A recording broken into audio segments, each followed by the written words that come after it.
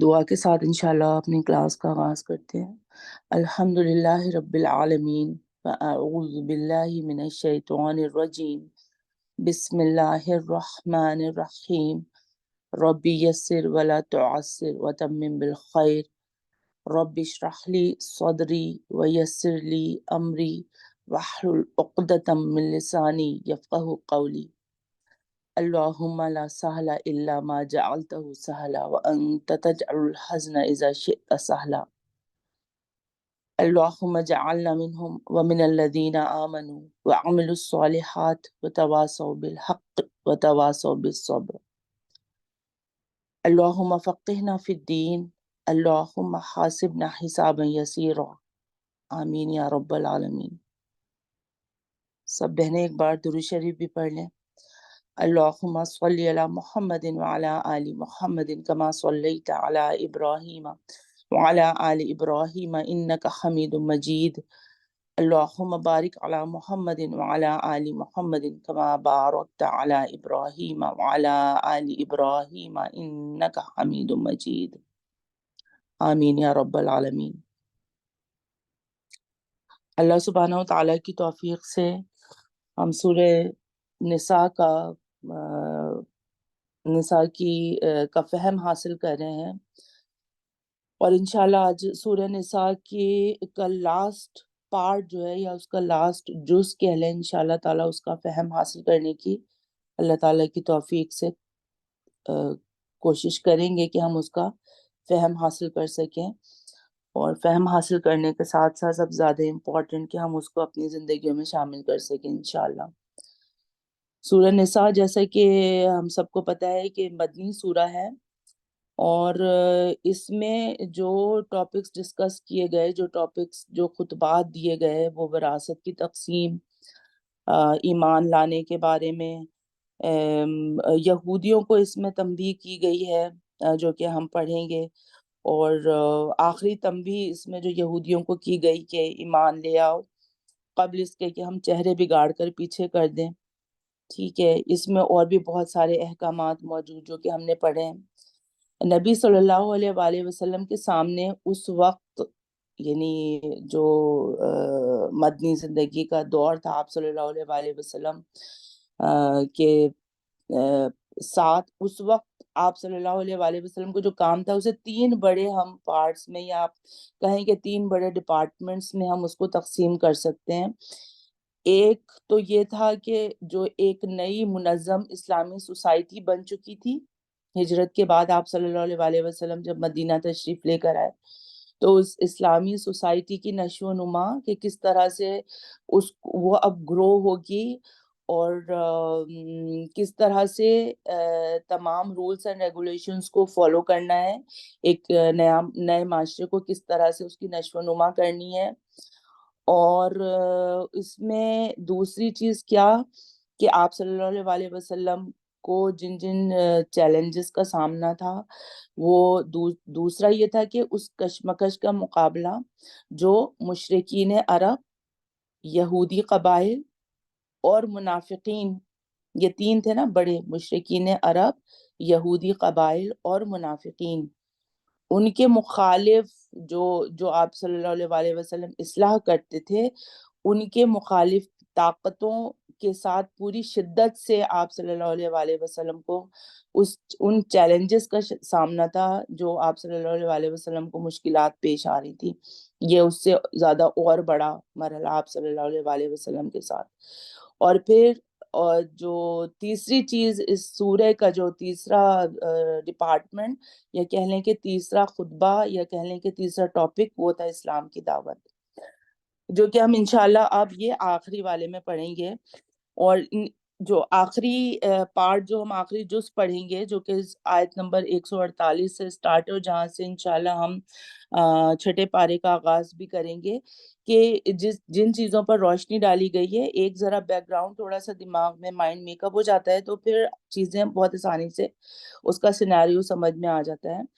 کہ اس میں جو جو چیزیں بتائی گئی ہیں، جس چیز پر روشنی ڈالی گئی ہے، وہ سب سے زیادہ اہم چیز یہ تھی کہ مسلمان اپنا کیریکٹر، ان کا مسلمانوں کا جو کیریکٹر ہے وہ بداغ ہو، کیونکہ یہ جو مٹھی بھر جماعت تھی اگر جیت سکتی تھی تو اپنے اخلاق ہی کے زور سے جیت سکتی تھی. اس لیے مسلمانوں کو بلند ترین اخلاقیات کی تعلیم دی گئی. پچھلے والے جز میں بھی تعلیم دی گئی اور اب جو یہ جز ہم پڑھیں گے اس میں بھی تعلیم دی گئی کہ بلند ترین اپنے اخلاق کو کیسے بلند کرنا ہے، اور جو کمزوری بھی ان کی جماعت میں ظاہر ہوئی اس پر گرفت بھی کی گئی، جو ہم نے کل بھی پڑھا اور ہم آج بھی اس کو تھوڑا سا پڑھیں گے. اور پھر جو آخری جز ہے اس میں ہم زیادہ تر دعوت اور تبلیغ کا پہلو جو ہے نا وہ بھی دیکھیں گے، اور یہودیوں، عیسائیوں اور مشرکین تینوں گروہوں کے غلط مذہبی تصورات اور غلط اخلاق اور ان کے اعمال پر اس سورہ میں تنقید کی گئی، اور پھر ان کو پھر دین حق کی طرف دعوت دی گئی ہے، جو کہ ہم انشاءاللہ تعالی شروع کریں. تو بس یہ چھوٹا سا اس کا بیک گراؤنڈ. اب ہم انشاءاللہ آغاز کرتے ہیں اللہ کی توفیق سے. سورہ نمبر 6 سوری پارہ نمبر 6 لا یحب اللہ، اور آیت نمبر 148. لا یحب اللہ، اللہ تعالیٰ پسند نہیں کرتا الجہرہ بالسوء من القول، اعلانیہ بری بات کہنا، الا من ظلم، مگر جس پر ظلم کیا گیا ہو. وَكَانَ اللَّهُ سَمِيعًا عَلِيمًا، اور اللہ خوب سننے والا، خوب جاننے والا ہے. اب پہلی چیز کیا ہے یہاں پر جو اپنے کیریکٹر کو امپروو کرنے کے لیے شریعت نے تاکید کی ہے کہ کسی کے اندر برائی دیکھو تو اس کا چرچا مت کرو، بلکہ تنہائی میں اس کو سمجھاؤ، الا یہ کہ کوئی دینی مصلحت ہو. اسی طرح کھلے عام اور علل اعلان برائی کرنا بھی سخت ناپسندیدہ ہے. ٹھیک، ایک تو برائی کا ارتکاب ویسے ہی ممنوع ہے چاہے پردے کے اندر ہی کیوں نہ ہو، دوسرا اسے برسر عام کیا جائے، یہ ایک مزید جرم ہے، اور اس کی وجہ سے اس برائی کا جرم بہت زیادہ بھی ہو سکتا ہے. حدیث میں آتا ہے کہ ایک شخص نبی صلی اللہ علیہ وآلہ وسلم کی خدمت اقدس میں حاضر ہوا اور کہا کہ مجھے میرا پڑوسی ایذا دیتا ہے، تکلیف دیتا ہے. آپ صلی اللہ علیہ وآلہ وسلم نے اس سے فرمایا تم اپنا سامان نکال کر باہر راستے میں رکھ دو. اس نے ایسے ہی کیا. چنانچہ جو بھی گزرتا اس سے پوچھتا، وہ پڑوسی کے ظالمانہ رویے کی وضاحت کرتا تو سن کر ہر رہ گزر جو راستے میں جاتا اس پر لعنت ملامت کرتا. پڑوسی نے یہ صورتحال دیکھ کر معذرت کر لی اور آئندہ کے لیے ایذا نہ پہنچانے کا فیصلہ کر لیا اور اس سے اپنا سامان اندر رکھنے کی التجا کی. ٹھیک ہے، یہ تو حدیث سے ہمیں بات ملتی ہے. اب جی آگے چلتے ہیں. ان تبدو خیرہ، اگر تم بھلائی کا کام کھلم کھلا کرو گے، کیونکہ اب وہ بھلائی کا کام تھا اس لیے آپ صلی اللہ علیہ وآلہ وسلم نے جو ہے وہ تاکہ اس سے اس کو تھوڑی اپنے آپ کو ملامت بھی ہو اور اپنے آپ کو وہ صحیح بھی کر سکے. پھر آ گیا تھا اگر تم بھلائی کھلم کھلا کرو گے، یعنی بھلائی کا کام کھلم کھلا کرو گے، جیسے بعض اوقات ہم صدقات کرتے ہیں یا کوئی نیکی کا کام کرتے ہیں اور نیت یہ ہوتی ہے کہ شاید ہم جو صدقات کر رہے ہیں یا جو زکوٰۃ دے رہے ہیں اور نیت یہ ہو کہ شاید اس کی وجہ سے کسی دوسرے کو سیکھ مل جائے. او تخفوہ او تعفو، یا تم اسے چھپا کر کرو گے یا تم درگزر کرو گے. عن سوء عن سوء فإن اللہ قصور سے، یعنی کسی کے قصور سے اگر تم درگزر کرو گے، فإن اللہ تو بے شک اللہ کان عفوا قدیر، بہت معاف کرنے والا، بہت قدرت والا ہے. ٹھیک ہے، یعنی کوئی شخص کسی کے ساتھ ظلم یا برائی کا ارتکاب کرے تو شریعت نے اس حد تک بدلہ لینے کی اجازت دی ہے جس حد تک اس پر ظلم ہوا ہے، اس حد تک بدلہ لینے کی اجازت دی ہے. آپس میں گالی گلوچ کرنے والے دو شخص جو کچھ کہیں اس کا گناہ پہل کرنے والے پر ہے. اگر دو شخص کی لڑائی ہو رہی ہے، جس نے سٹارٹ کیا اس کا گناہ اس پر ہے، بشرط یہ کہ مظلوم یعنی جسے پہلے گالی دی گئی اور اس نے جواب میں گالی دی زیادتی نہ کرے. لیکن بدلہ لینے کی اجازت کے ساتھ ساتھ معافی اور درگزر کو زیادہ پسند فرمایا ہے، کیونکہ اللہ تعالیٰ خود باوجود ساری قدرت رکھنے کے باوجود عفو و درگزر سے کام لینے والا ہے. اس لیے فرمایا برائی کا بدلہ، سورہ شورى آیت نمبر 40، برائی کا بدلہ اسی کی مثل برائی ہے مگر جو درگزر کرے اور اصلاح کر لے تو اس کا اجر اللہ کے ذمے ہے. اور حدیث میں بھی ہے معاف کر دینے سے اللہ تعالیٰ عزت میں اضافہ فرما دیتا ہے. اور واقعی یہ بالکل مطلب سب کو اندازہ ہوگا کہ جو خاموش ہو جاتا ہے لوگ اس کا ساتھ دینے شروع کر دیتے ہیں، اور اگر تو وہ حق پر ہے اور لوگ جو ہیں وہ اس کا ساتھ دیتے ہیں اور پھر کمپرومائز جو ہے وہ کرتے ہیں، تو معاف کر دینے سے اللہ تعالیٰ عزت میں اضافہ فرماتا ہے. معافی اور درگزر اللہ تعالیٰ کو بہت زیادہ پسند ہے. تھوڑی سی اپنی میں تھوڑی سی انا ختم کر کے اگر معاف کر دیا جائے تو اللہ تعالیٰ کو بہت پسند ہے، کیونکہ اللہ تعالیٰ بہت معاف کرنے والا وہ خود ہے، اس کی ذات ہے. تو ہماری کوئی حیثیت نہیں ہونی چاہیے کہ مجھے تو اب بس معافی نہیں کرنا، اب تو بہت ساری ایسی چیزیں ہماری سوسائٹی میں ہوتی ہیں جو کہ ہم سے درگزر، جو کہ ہم سے کیا کہنا چاہیے کہ سرزد ہو جاتی ہیں. تو قرآن کا علم حاصل کر رہے ہیں، یہ احکامات پڑھ رہے ہیں، تو میرے پڑھنے اور آپ سب ماشاءاللہ سے سن رہے ہیں، تو اس سے زیادہ کیا چیز امپورٹنٹ ہے کہ ہم اس کو اپنے عمل میں کس طرح سے لے کر آئیں. تو جو چیزیں پڑھ رہے ہیں اس کو انشاءاللہ تعالیٰ سب نوٹ ڈاؤن بھی کرتے رہیں اور اپنی زندگی میں اس کو شامل بھی کریں. آگے چلتے ہیں. ان الذین یکفرون باللہ، بے شک وہ جو اللہ کا انکار کرتے ہیں، یعنی بے شک وہ لوگ جو اللہ کا انکار کرتے ہیں، ورسلہ ویریدون ان یفرقوا بین اللہ ورسلہ ویقولون نؤمن ببعض. بے شک وہ لوگ جو اللہ کا انکار کرتے ہیں اور اس کے رسولوں کا، اور وہ چاہتے ہیں کہ وہ اللہ اور اس کے رسولوں کے درمیان تفریق کریں. وَيَقُولُونَ نُؤْمِنُ بِبَعْضٍ، اور کہتے ہیں ہم بعض کو مانتے ہیں. وَنَكْفُرُ بِبَعْضٍ، اور ہم بعض کا انکار کرتے ہیں. وَيُرِيدُونَ أَن يَتَّخِذُوا، اور وہ چاہتے ہیں کہ اپنا لیں بین ذالک سبیلا، اس کے درمیان کوئی راستہ، یعنی کس کے درمیان؟ ذالکا، اس کے، اور سبیلا، راستہ، یعنی کس کے درمیان راستہ؟ کفر اور اسلام کے درمیان کوئی راستہ. ٹھیک ہے، یعنی آیت نمبر، ہاں، آیت نمبر 150 میں کیا کہہ رہے ہیں؟ جو لوگ اللہ کے ساتھ اور اس کے پیغمبروں کے ساتھ کفر کرتے ہیں، ان کا انکار کرتے ہیں، اور جو لوگ یہ چاہتے ہیں کہ اللہ اور اس کے رسولوں کے درمیان فرق رکھیں، اور جو لوگ کہتے ہیں کہ بعض نبیوں پر تو ہمارا ایمان ہے اور بعض پر نہیں، اور چاہتے ہیں کہ اس کے اور اس کے بین کوئی راہ نکالیں، یعنی اس کے مابین جو ہے وہ کوئی راہ نکالیں.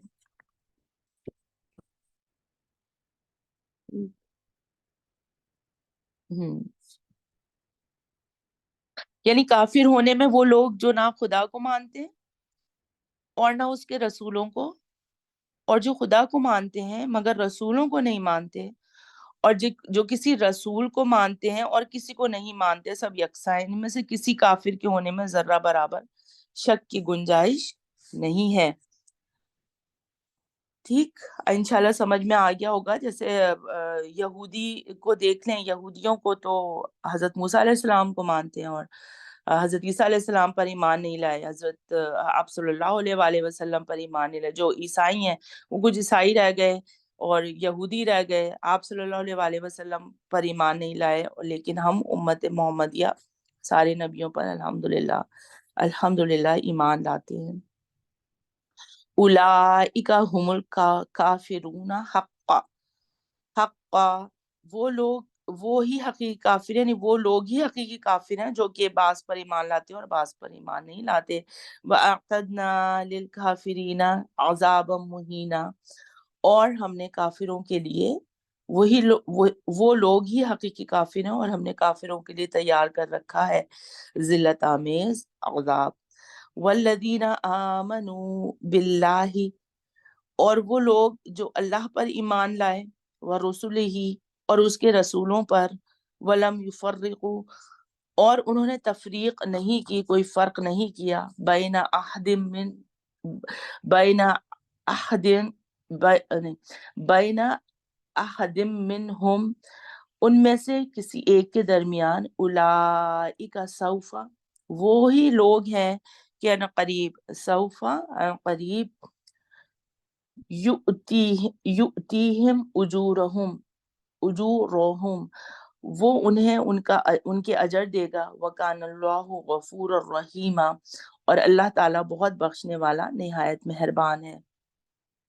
کہ جو لوگ ان کے درمیان، رسولوں کے درمیان فرق نہیں کرتے تو اللہ تعالیٰ ان کو عنقریب اجر دے گا، اور اللہ تعالیٰ بہت بخشنے والا نہایت مہربان ہے۔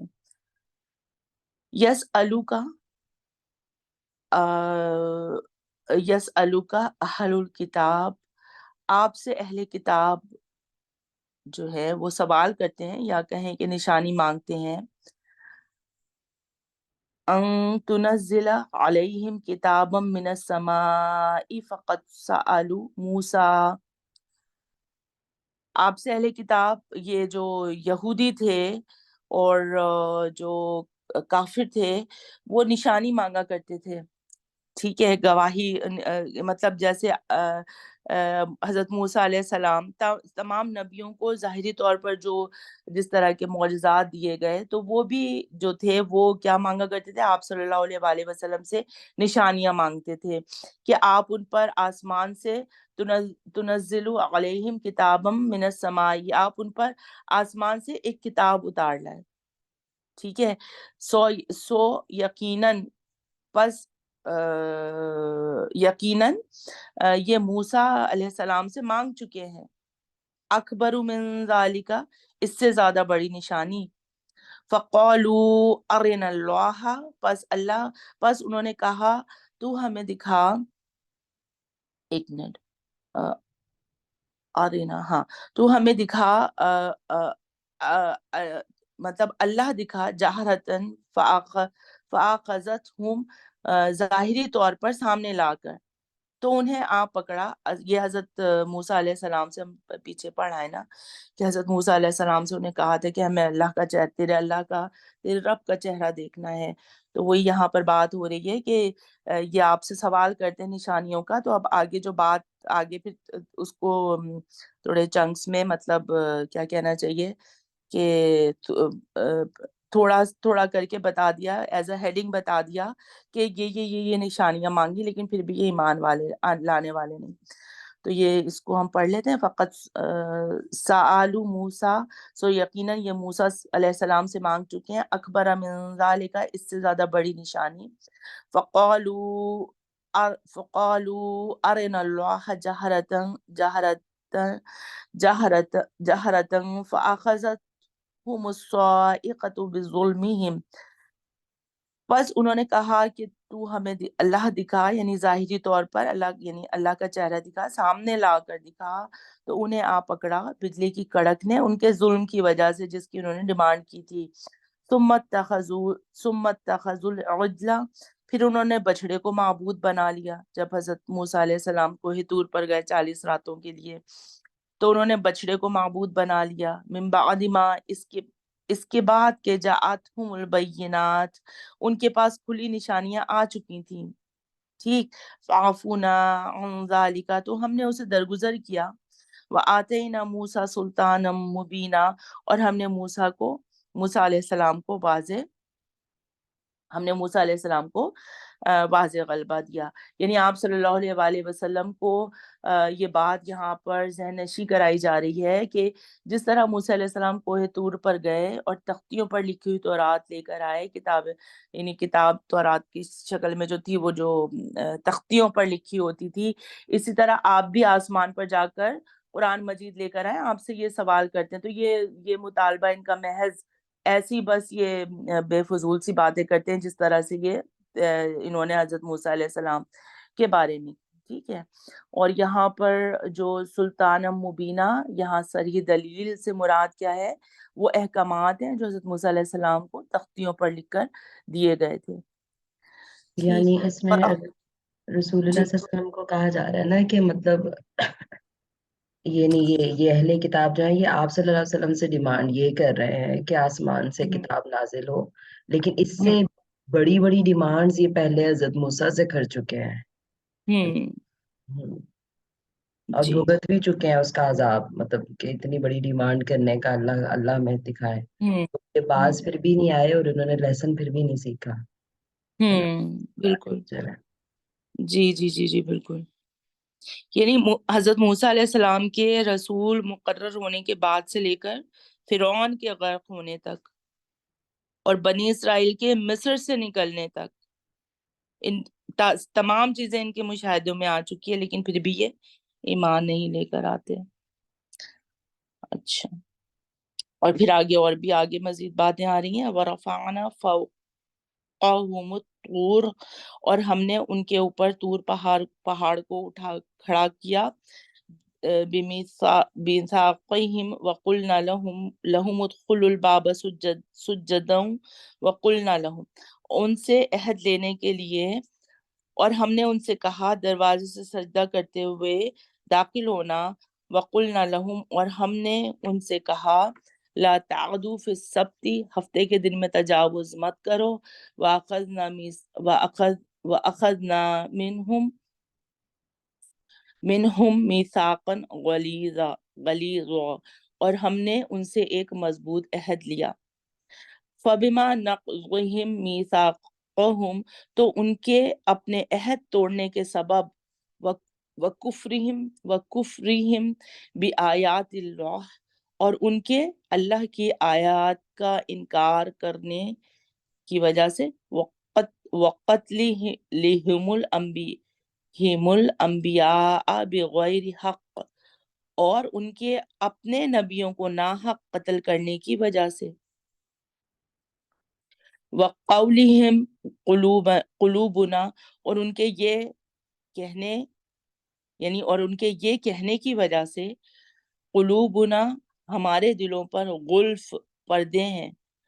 بل طبع اللہ، بلکہ اللہ نے مہر لگا دی ہے، علیہا بکفرہم، ان پر ان کے کفر کی وجہ سے. فلا یؤمنون الا قلیلا، پس وہ بہت ہی کم ایمان لاتے ہیں. ٹھیک ہے. آسان سی آیت ہے انشاءاللہ. اس میں کچھ ایسا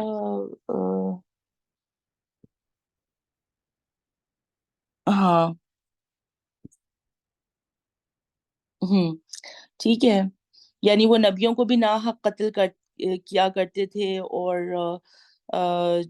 اللہ، اور وہ کہتے تھے کہ ہمارے ان کے کہ ہمارے دلوں میں پردے ہیں. یہ بات نہیں ہے، بلکہ اللہ تعالیٰ نے ہی ان کے، وہ اتنے کفر میں آگے بڑھ چکے تھے کہ اللہ سبحانہ و تعالیٰ نے ان کے دل پر مہر لگا دی.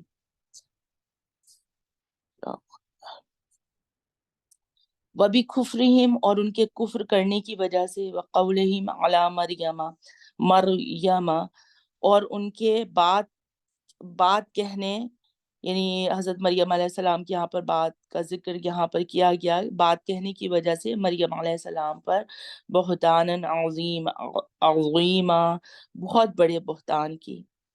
کہ اب یہاں پر کیا بات ہے کہ کیا بہتان یہاں پر اس سے مراد جو بہتان یہاں پر لگایا گیا وہ کیا تھا کہ حضرت مریم علیہ السلام پر کہ یوسف نجار کے ساتھ حضرت مریم علیہ السلام پر بدکاری کی جو ہے وہ الزام لگایا گیا، تہمت لگائی گئی، اور کہتے ہیں کہ یوسف نجار نعوذ باللہ حضرت عیسیٰ علیہ السلام کہ جو ہیں وہ حضرت عیسیٰ علیہ السلام کا باپ تھا، اور یوں حضرت عیسیٰ علیہ السلام کے بن باپ کے معجزانہ ولادت کا بھی انکار کرتے ہیں، یہ بھی انہوں نے بہتان بازی کی تھی۔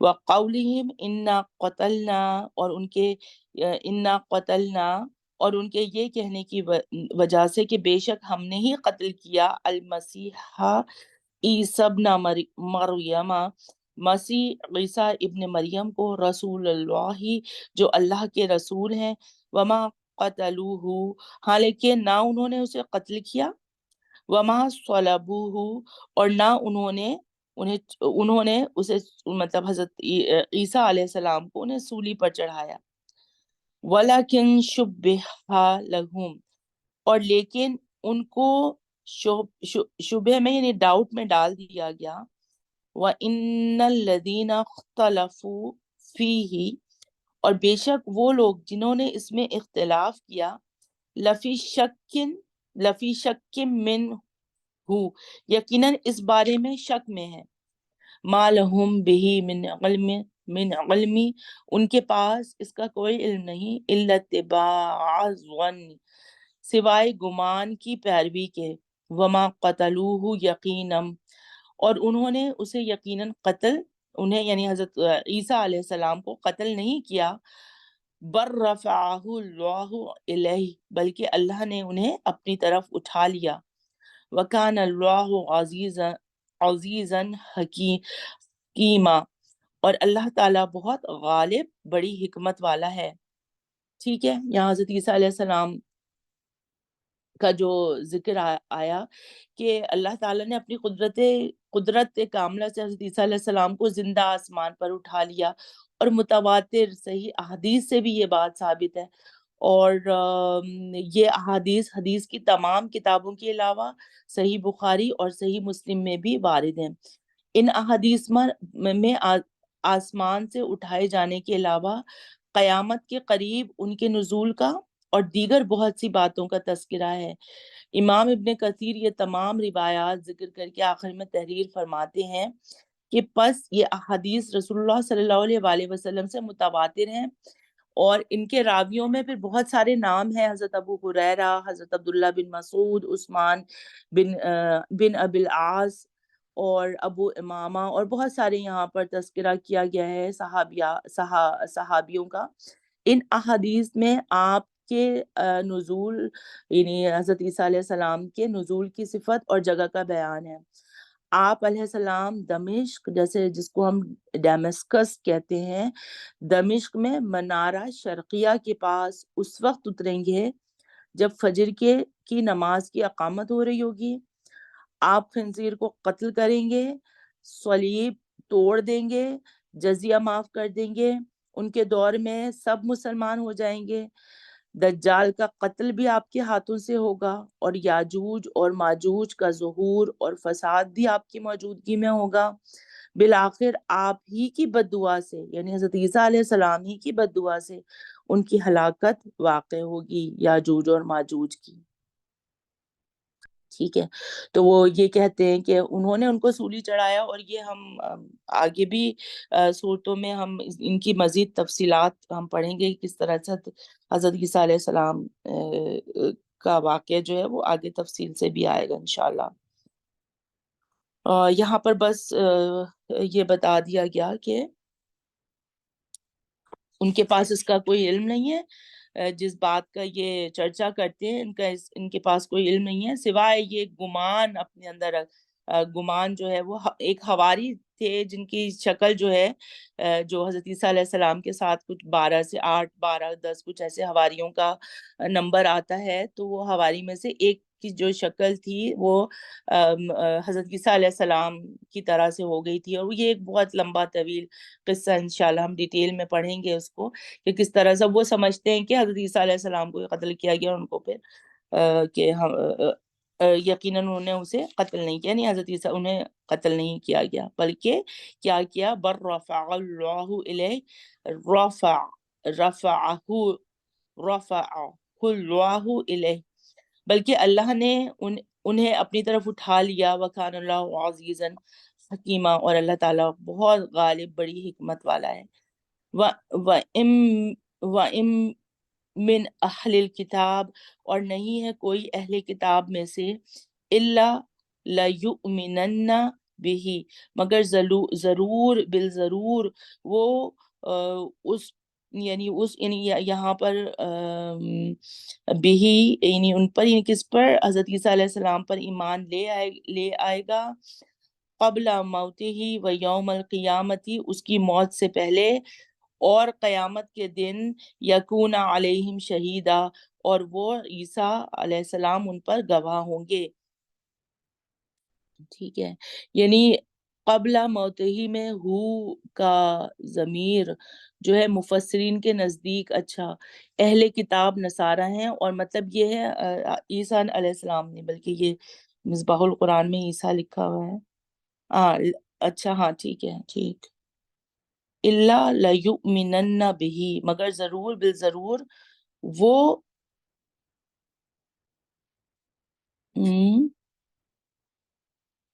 اچھا قبل موتہی میں ہو کا ضمیر کا مرجع، یعنی جس طرف ضمیر لوٹ رہی ہے، بعض مفسرین کے نزدیک اہل کتاب نصارہ ہیں، اور مطلب یہ ہے کہ ہر عیسائی موت کے وقت حضرت عیسیٰ علیہ السلام پر ایمان لے آتا ہے، گو موت کے وقت کا ایمان نافع نہیں، لیکن سلف اور اکثر مفسرین کے نزدیک اس کا مرجع حضرت عیسیٰ علیہ السلام ہے، اور مطلب یہ ہے کہ جب ان کا دوبارہ دنیا میں نزول ہوگا اور وہ دجال کو قتل کر کے اسلام کا بول بالا کریں گے، تو اس وقت جتنے یہودی اور عیسائی ہوں گے ان کو بھی قتل کر ڈالیں گے، اور روئے زمین پر مسلمان کے سوا کوئی اور باقی نہیں بچے گا، اور اس طرح دنیا میں جتنے بھی اہل کتاب حضرت عیسیٰ علیہ السلام پر ایمان لانے والے ہیں، وہ حضرت عیسیٰ علیہ السلام کی موت سے پہلے ان پر ایمان لا کر اس دنیا سے گزر چکیں گے، خواہ ان کا ایمان کسی پر بھی ہو۔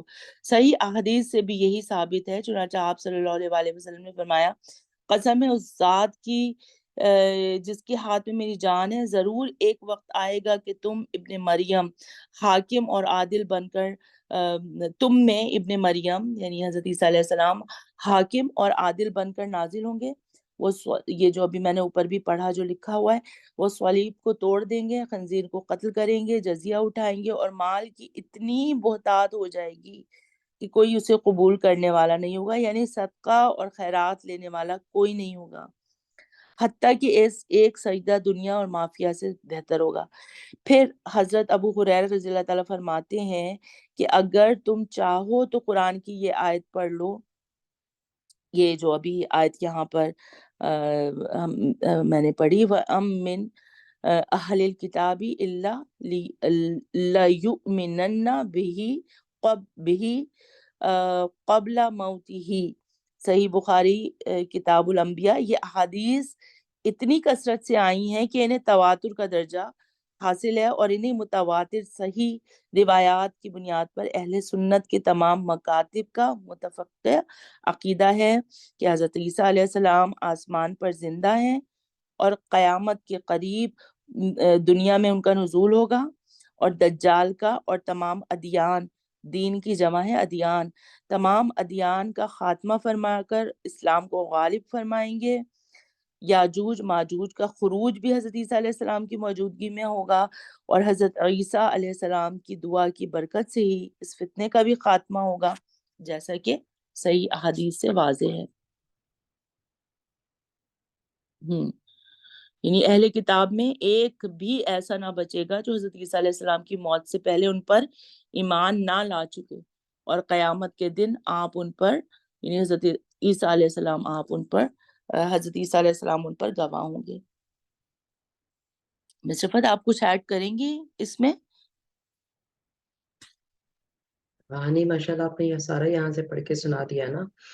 تو ہوں ابھی جیسے ابھی والے جو عیسائی ہیں، دیکھو ان کا جی پورا عقیدہ جو اس کو نا، جو کفارے کا عقیدہ کہتے ہیں کہ اللہ نے اپنے بیٹے کو قربان کر دیا ہے، اور ہمارے گناہوں کا کفارہ جو ہے حضرت عیسیٰ نے دیا ہے، تو وہ پورا عقیدہ ہی ان کا فالس ہو جاتا ہے اس پہ کہ حضرت عیسیٰ تو قربان ہوئے ہی نہیں۔ ہے نا. ہوں تو بہرحال لیکن یہ ہے کہ جب وہ آئیں گے دوبارہ تو پھر اہل کتاب بھی جو موجود ہوں گے اس وقت وہ ان پہ ایمان لائیں گے. جیسے کہ اب یہ جو آپ نے ایکسپلین کر دیا کہ من قبل موتی ہی سے کیا مراد ہے کہ حضرت موسیٰ علیہ السلام، حضرت عیسیٰ علیہ السلام کی موت سے پہلے اس پر ایمان لے آئیں گے، یا اس انڈیویجول کی موت سے پہلے کہ وہ اپنی موت سے پہلے لے آئے گا حضرت عیسیٰ پر ایمان. لیکن اس وقت کا ایمان قبول نہیں ہوگا. قبول اگر نہیں یہ ہوگا. انڈیویجول کے لیے ہے کہ ہر عیسائی اس کو موت سے پہلے پتہ چل جاتا ہے کہ حضرت عیسیٰ کے بارے میں کیا صحیح ایمان رکھنا ہے، لیکن اس کا ایمان اس کو فائدہ نہیں دیتا، موت کے بالکل موت سے پہلے کا ایمان فائدہ نہیں دیتا. ٹھیک ہے. لیکن یہ دوسری بات جو ہے نا وہ زیادہ جیسے احادیث سے بھی پتہ چل رہی ہے کہ اس وقت پھر جتنے بھی ہوں گے لوگ وہ سارے مسلمان ہو جائیں گے، کوئی بھی کافر نہیں بچے گا، ہے نا. تو وہ والا ایسے ہی لگتا ہے کہ آج جتنے بھی ڈفرینٹ عقائد ہیں حضرت عیسیٰ جی کے بارے میں اہل کتاب کے ہاں بھی وہ سب متفق ہو جائیں گے ان کے آنے کے بعد، اور پھر اس پہ جیسا ایمان ہونا چاہیے ویسا ہی رکھیں گے. واللہ اعلم. اللہ تعالیٰ عالم. بالکل. اچھا ایک منٹ.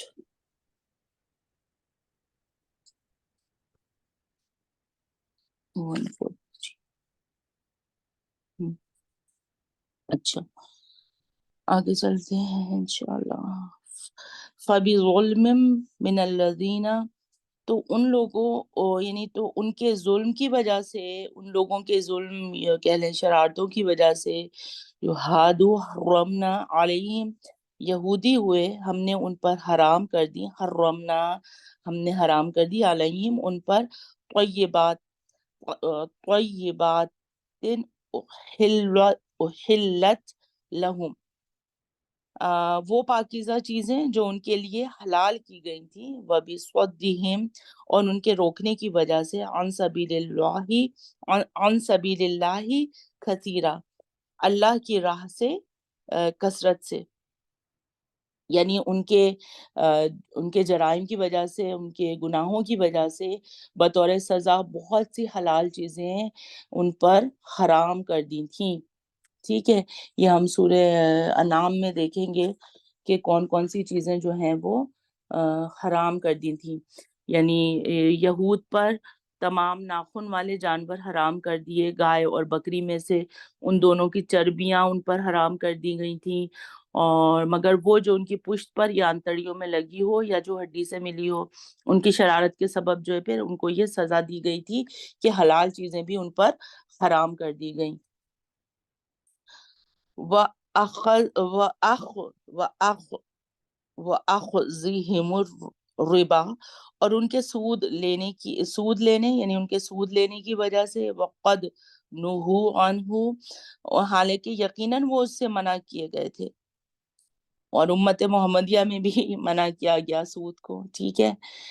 مطلب یہ جو ایک آپ صلی اللہ علیہ وآلہ وسلم جب اس زمانے میں بھی سود منع تھا، اس زمانے سے مطلب حکم تو اسی وقت آ گیا تھا، اور اب تو سود ایسا عام ہے کہ رگوں میں خون کی طرح دوڑ رہا ہے اور اس کو کوئی ماننے کو نہیں تیار ہے، اور اس طرح سے اس میں کانوں کانوں تک بلکہ کہیں کہ سر تک ڈوبے پڑے ہیں. سود کہ میں نا جی سود کا سن رہی تھی کہ ہوں یہ اہل کتاب کی بات ہو رہی ہے نا، ہوں یہ اہل کتاب اور اسپیشلی جیوز کی بات ہو رہی ہے یہاں پہ، کیونکہ ہوں جیوز نے ہی حضرت عیسیٰ کا انکار کیا نا، حضرت عیسیٰ ہوں جیوز میں ہی آئے نا. تو جنہوں نے ان کو مان لیا وہ آج ہم ان کو عیسائی کہہ رہے ہیں، لیکن جنہوں نے ریجیکٹ کیا وہ اسٹل جیوز ہی ہیں. تو یہ جیوز ہی ہیں جنہوں نے ان کا انکار کیا تھا. تو کل میں ایسے ہی ایک لیکچر سن رہی تھی تو اس میں نے کہا کہ مطلب، اور یہ دیکھو رسول اللہ صلی اللہ علیہ وسلم کے زمانے میں بھی مدینہ میں جب آپ ہجرت کر کے آئے ہیں، ابھی آپ مطلب پورا وہ جی بتا رہی تھی کہ آپ کے ذمہ کیا کیا ذمہ داریاں تھی.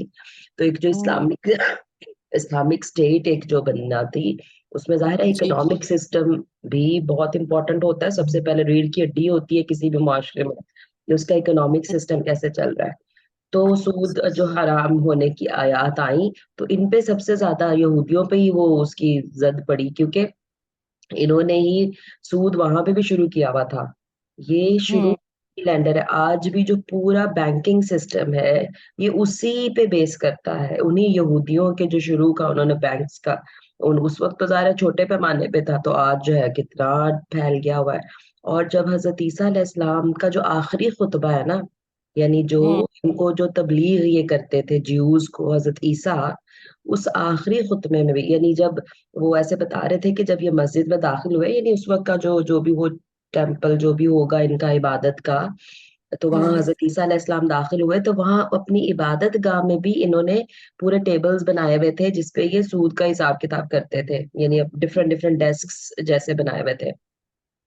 تو حضرت عیسیٰ علیہ السلام نے ان کو بتایا جا کے کہ مطلب یہ غلط ہے، اٹھوائے ٹیبل وہاں سے، اور مطلب اور اس کے بعد پھر یہ ان کے زیادہ دشمن ہو گئے اور پھر ان پہ مقدمات چلائے انہوں نے، اور جو پھر وہ سلیب تک لے کے گئے. یہودیوں نے سولی چڑھانے کی کوشش کی نا.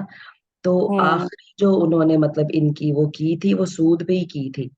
اور رسول اللہ صلی اللہ علیہ وسلم کا بھی اگر ہم آخری خطبہ دیکھیں نا جو انہوں نے حجۃ الوداع پہ دیا، تو اس میں بھی جو باقی سمرائز کی ہیں ساری ٹیچنگز کہ خواتین کے ساتھ حسن سلوک اور پلرز آف اسلام پہ بھی کہا، مطلب ہر چیز کا نا آپ نے سمری کے طور پہ ایک ایک ایک ایک ذکر کی چیز کہ بلڈ شیڈ حرام ہے، سارے بھائی ہو، عربی کو اجمی پہ کوئی فضیلت نہیں ہے. تو وہاں پہ ساتھ سود کا بھی آپ نے کہا کہ آج کے بعد بالکل جو ہے نا سود کو میں بالکل منع کرتا ہوں، جس کا جو باقی ہے وہ ختم آج کے بعد. تو آخری نصیحت حضرت عیسیٰ کی بھی جوز کو یہی تھی کہ سود نہیں. اور رسول اللہ صلی اللہ علیہ وسلم کا بھی آخری خطبے میں جو فائنل ایک نصیحت تھی وہ سود کے خلاف تھی. جیسے آپ کہہ رہی ہیں کہ آج کتنا ہمارے رگوں میں رچا بس بڑی اللہ تعالیٰ کی نافرمانی ہم کر رہے ہیں. اللہ تعالیٰ تو پھر کیسے اللہ تعالیٰ جو ہے وہ راضی ہو ہم سے.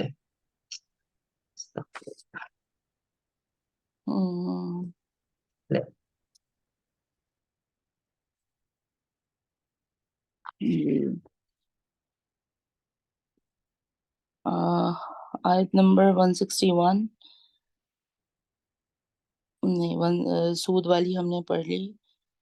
ہاں، وَآخِذُهُمْ الرِّبَا دوبارہ پڑھ لیتے ہیں. اور ان کے سود لینے کی وجہ سے وَقَدْ نُهُوا عَنْهُ حالانکہ یقیناً وہ اس سے منع کیے گئے وَأَكْلِهِمْ أَمْوَالَ النَّاسِ اور ان کے لوگوں کے مالوں کو کھانے کی وجہ سے، لوگوں کے مالوں کو کھانے کی وجہ سے بالباطل باطل طریقے سے، وَأَعْتَدْنَا اور ہم نے تیار کر رکھا ہے للکافرین منہم ان میں سے کافروں کے لیے عذابًا علیما دردناک عذاب. لیکن الراسخون فی العلم منہم لیکن ان میں سے یعنی ان یہودیوں میں سے جو علم میں پختہ ہیں، یعنی جن کا علم پختہ ہے، والمؤمنون یؤمنون اور وہ جو مومن ہیں وہ ایمان لاتے ہیں. اچھا یہاں پر جو بات ہے نا، یعنی ان میں سے جو کامل اور مضبوط علم والے ہیں، تو یہ یہاں پر ان سے مراد عبداللہ بن سلام رضی اللہ تعالی عنہ وغیرہ ہیں جو یہودیوں میں سے مسلمان ہو گئے تھے. یعنی ان کے لیے پھر وہ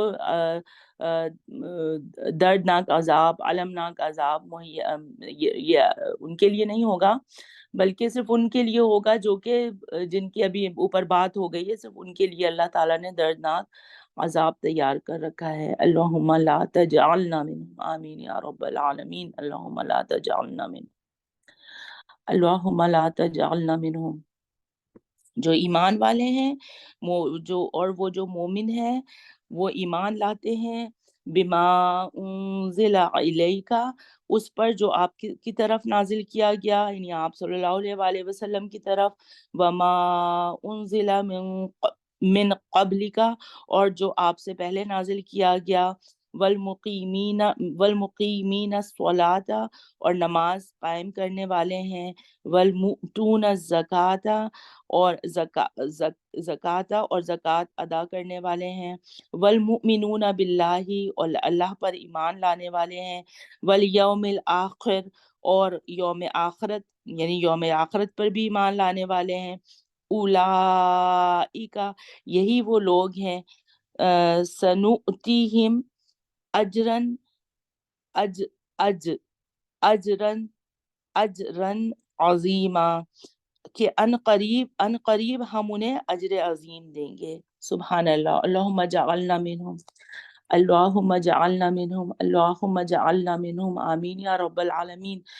دیکھیں ترجمہ پڑھنے کا بس یہی، اور ترجمہ سمجھ میں آنے کا یہی فائدہ ہوتا ہے کہ ہمیں جب ہم قرآن پڑھ رہے ہوتے ہیں تو فرشتے بھی سن رہے ہوتے ہیں، اور اللہ تعالیٰ ایک نیک محفل ہوتی ہے وہ، جب ہم پڑھ رہے ہوتے ہیں تو فرشتے جو ہیں وہ گھیرے ہوئے ہوتے ہیں، پھر اللہ پوچھتے ہیں میرے بندے کیا مانگتے ہیں، پھر فرشتے بولتے ہیں کہ یہ مانگتے ہیں، اللہ تعالیٰ ان کو وہ عنایت، جنت مانگتے تو اللہ تعالیٰ ان کو وہ عنایت فرما دیتا ہے، جو بھی دعا کرتے ہیں اللہ تعالیٰ عنایت فرماتے ہیں انشاءاللہ تعالیٰ۔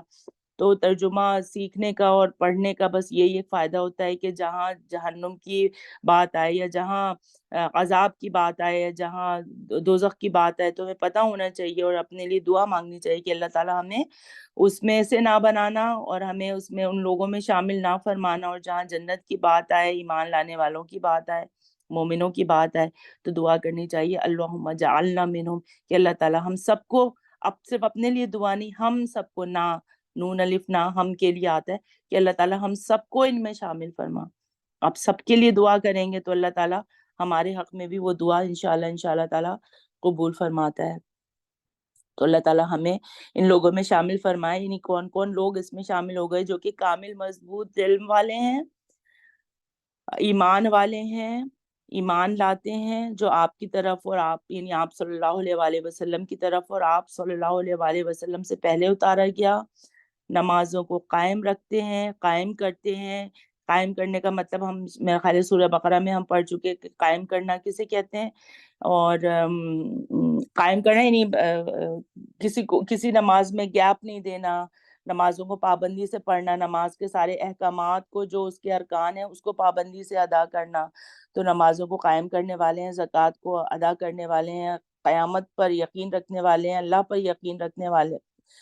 یہ سب اخلاق اور کردار کی نشو و نما ہو رہی ہے، ٹھیک ہے، جو آپ صلی اللہ علیہ وآلہ وسلم کے تھرو اللہ تعالیٰ یہاں پر جو ہے وہ ہمیں ایکسپلین کریں، یہاں پر بتا رہے ہیں کہ ان کے لیے پھر بہت بڑے اجر اللہ تعالیٰ عطا فرمائے گا انشاءاللہ۔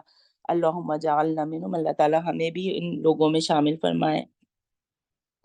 انا اوحینا الیک، بے شک ہم نے آپ کی طرف یعنی آپ صلی اللہ علیہ وآلہ وسلم کی طرف وہی بھیجی، کما اوحینا الی نوح و نبیین من بعدہ، جیسا کہ بے شک ہم نے آپ صلی اللہ علیہ وآلہ وسلم کی طرف وحی بھیجی، جیسا کہ ہم نے نوح علیہ السلام کی طرف وحی بھیجی، اور اس کے بعد ان کے بعد دوسرے نبیوں کی طرف، وَأَوْحَيْنَا إِلَىٰ إِبْرَاهِيمَ وَإِسْمَاعِيلَ، اور ہم نے ابراہیم اور اسماعیل علیہ السلام کی طرف وحی بھیجی، وَإِسْحَاقَ وَيَعْقُوبَ وَالْأَسْبَاطِ، اور اسحاق اور یعقوب اور ان کی اولاد کی طرف، ٹھیک ہے نا، حضرت ابراہیم علیہ السلام کے دو بیٹے حضرت اسماعیل علیہ السلام اور حضرت اسحاق علیہ السلام، پھر آپ صلی اللہ علیہ وآلہ وسلم حضرت اسماعیل علیہ السلام کی نسل سے تشریف لائے، اور حضرت اسحاق علیہ السلام کی نسل سے حضرت یعقوب علیہ السلام، اور پھر یعقوب علیہ السلام کے بعد جتنے انبیاء آئے وہ سب حضرت یعقوب علیہ السلام کی نسل سے تھے، ٹھیک ہے۔ تو بس اسی چیز کا ان کو رہتا ہے یہودی اور عیسائیوں کو کہ یہ تو حضرت اسماعیل علیہ السلام کی نسل سے آپ صلی اللہ علیہ وآلہ وسلم کیوں تشریف لے کر آئے، ان کو کیوں مبعوث فرمائے، سب کو پتہ ہے کہ ان کے کفر کی وجہ سے، ان کے انات کی وجہ سے، ان کی نافرمانیوں کی وجہ سے پھر حضرت اسماعیل علیہ السلام کی نسل سے آپ صلی اللہ علیہ وآلہ وسلم کو بھیجا گیا۔ حضرت عدنان علیہ السلام کا بھی نام آتا ہے کہ وہ حضرت اسماعیل علیہ السلام کی نسل سے۔ اچھا، اور پھر آگے کیا ہے، والاسباطی، اور حضرت یعقوب اور ان کی اولاد کی طرف وحی کی گئی، وعیسیٰ و ایوب و یونسا، اور عیسیٰ علیہ السلام اور ایوب علیہ السلام اور یونس علیہ السلام کی طرف، و ہارون و سلیمان، اور ہارون علیہ السلام اور سلیمان علیہ السلام کی طرف، و آتینا داؤد زبورا، اور ہم نے داؤد علیہ السلام کو زبور دی۔ یہاں پر مطلب بتایا جا رہا ہے کہ حضرت ابن عباس رضی اللہ تعالیٰ عنہما سے مروی ہے کہ بعض لوگوں نے کہا کہ حضرت موسیٰ علیہ السلام کے بعد کسی انسان پر اللہ تعالیٰ نے کچھ نازل نہیں کیا، اور یوں نبی صلی اللہ علیہ وآلہ وسلم کی وحی اور رسالت سے بھی انکار کیا، جس پر یہ آیت نازل ہوئی، آیت نمبر 163، کہ جب انہوں نے انکار کیا کہ حضرت موسیٰ علیہ السلام کے بعد کسی انسان پر اللہ تعالیٰ نے کچھ نازل نہیں کیا، انکار کیا وحی اور رسالت کا، کہ آپ صلی اللہ علیہ وآلہ وسلم پر جو وحی نازل ہوتی تھی تو اس پر یہ آیت نازل ابن کثیر میں ہے، اور جس میں جو آپ صلی اللہ علیہ وآلہ وسلم رسالت محمدیہ کا یہاں پر اثبات کیا گیا کہ ہم نے آپ صلی اللہ علیہ وآلہ وسلم کی طرف اسی طرح وحی کی ہے، جیسے کہ پھر جو لسٹ یہاں پر میں نے ابھی پڑھ دی، کہ جیسے کہ اور دوسرے انبیاء پر وحی کی گئی، ورسولن قد، اور ہم نے بھیجے یعنی رسولن، اور بہت سے رسول یقیناً۔ اب یہاں پہ بھیجنے کا کوئی ترجمہ مطلب کچھ عربک میں ورڈ ہے نہیں، تو جب ہم تفسیر پڑھ لیتے ہیں، جب ہم عربی پڑھ لیتے ہیں اور جب کانٹیکسٹ سمجھ میں آ رہا ہوتا ہے تو پھر ہم کچھ الفاظ اردو کے اپنے پاس سے لگاتے ہیں، تو اسی لیے کہتے ہیں کہ عربی مطلب اردو زبان ہے، سبسٹیوشن نہیں ہو سکتا، کوئی بھی زبان کسی بھی زبان کا نعم البدل نہیں ہو سکتا، کسی بھی زبان کی ٹرانسلیشن کا نعم البدل نہیں ہو سکتا۔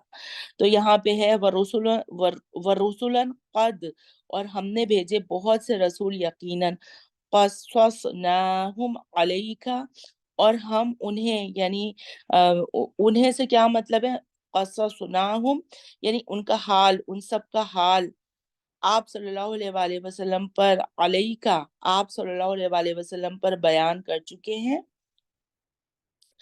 من قبل ورسولن، اس سے قبل اور کئی رسول ہیں، رسول ہیں یعنی ایسے رسول ہیں، لم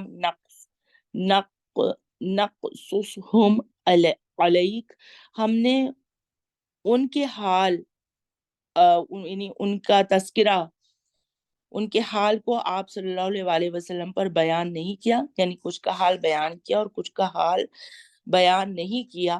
وَكَلَّمَ اللَّهُ مُوسَى تَكْلِيمًا، اور اللہ تعالیٰ نے موسیٰ علیہ السلام سے بول کر بات کی۔ اچھا، یہاں پر کیا بات ہے کہ جن انبیاء اور رسل کے نام اور واقعات قرآن میں بیان نہیں کیے گئے، ان کی تعداد کتنی ہے اللہ تعالیٰ ہی بہتر جانتا ہے۔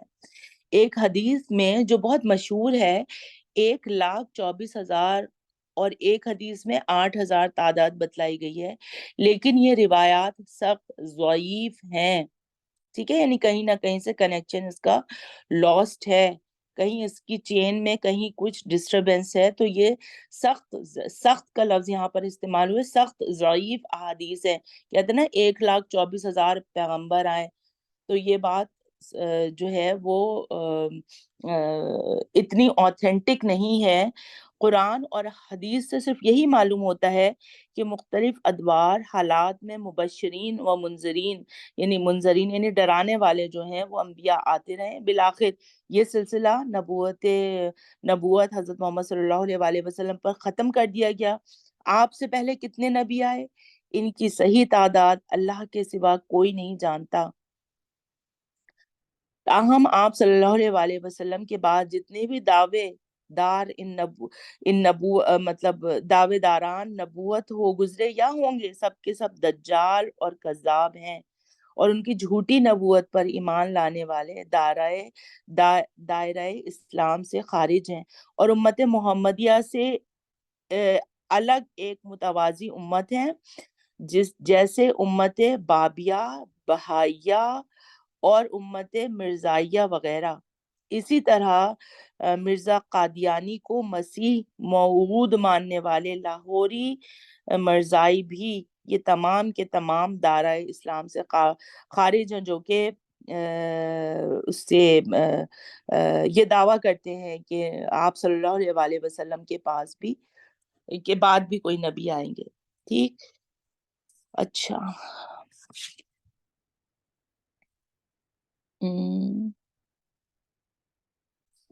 رسول مبشرین، رسولوں کو ہم نے بھیجا، یعنی رسول مبشرین، رسولوں کو خوشخبری دینے والا، یعنی ہم نے بھیجا. رسولوں کو کیوں بھیجا؟ خوشخبری دینے والوں کا کام بتا دیا گیا.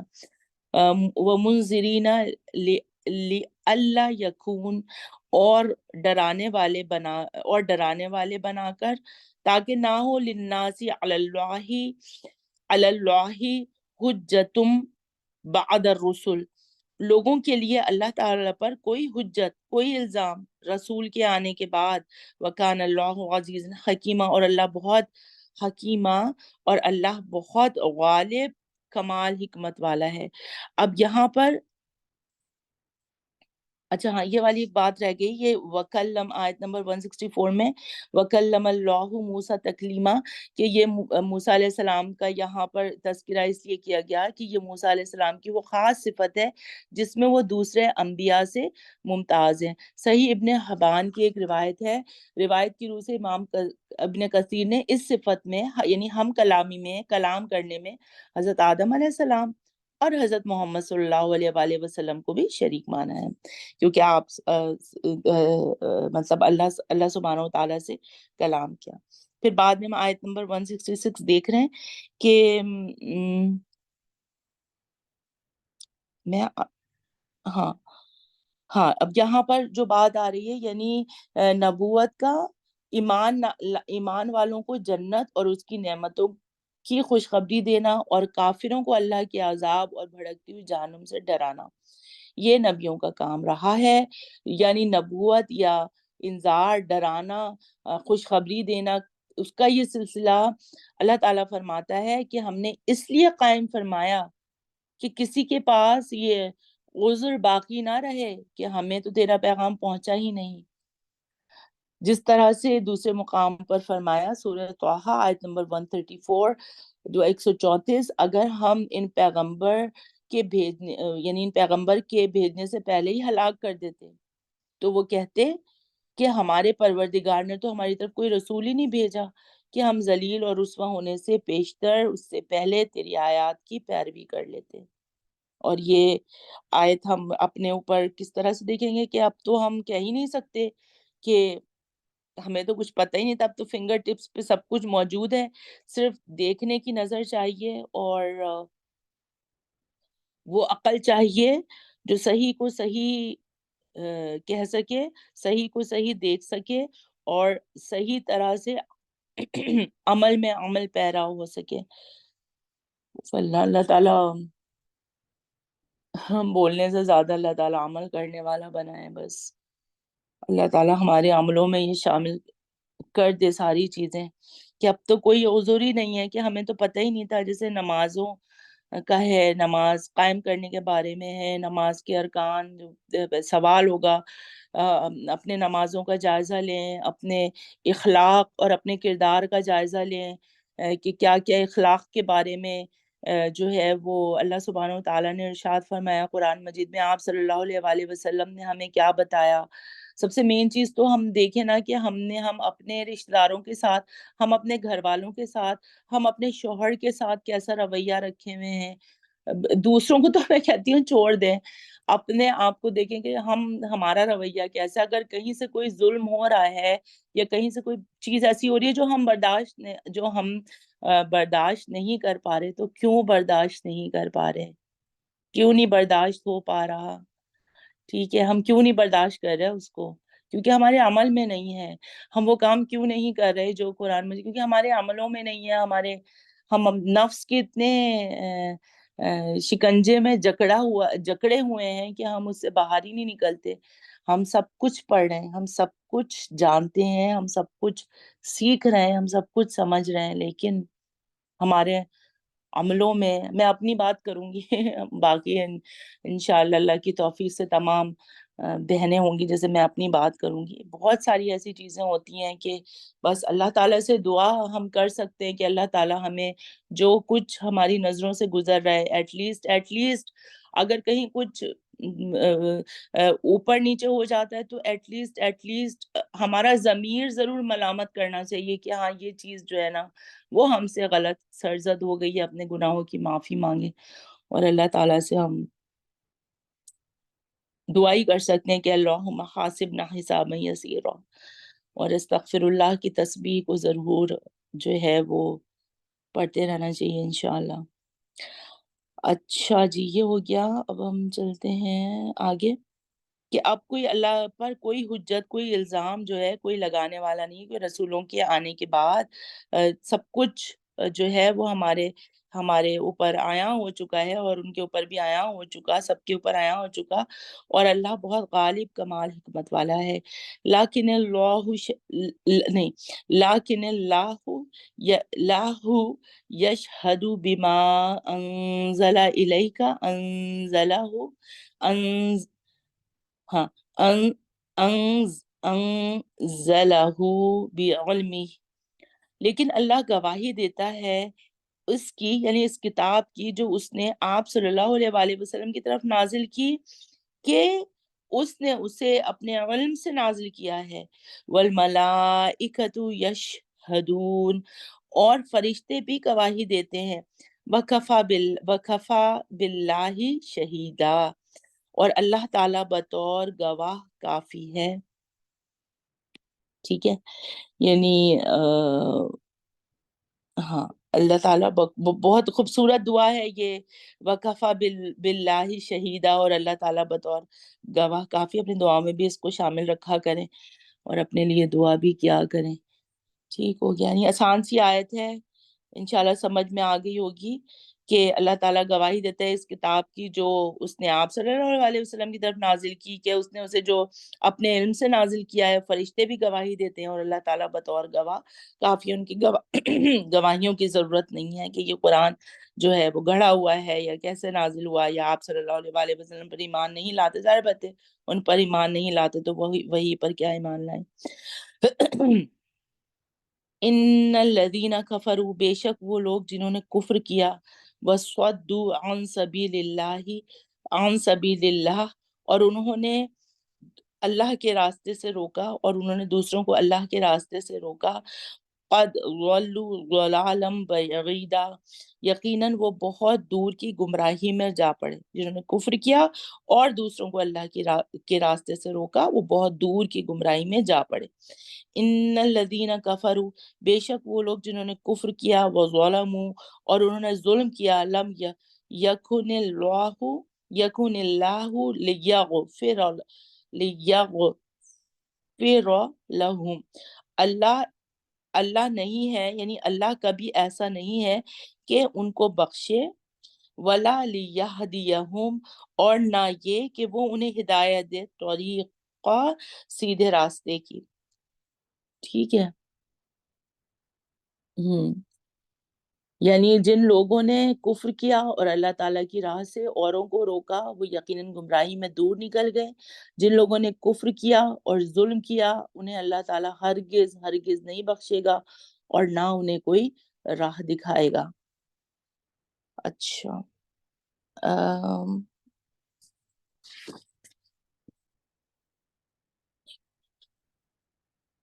اللہ، مگر، طریقہ جہنما، مگر جہنم کے راستے کی، خالدین فیہا ابدا، اس میں ہمیشہ رہنے والے ہیں ہمیشہ ہمیشہ.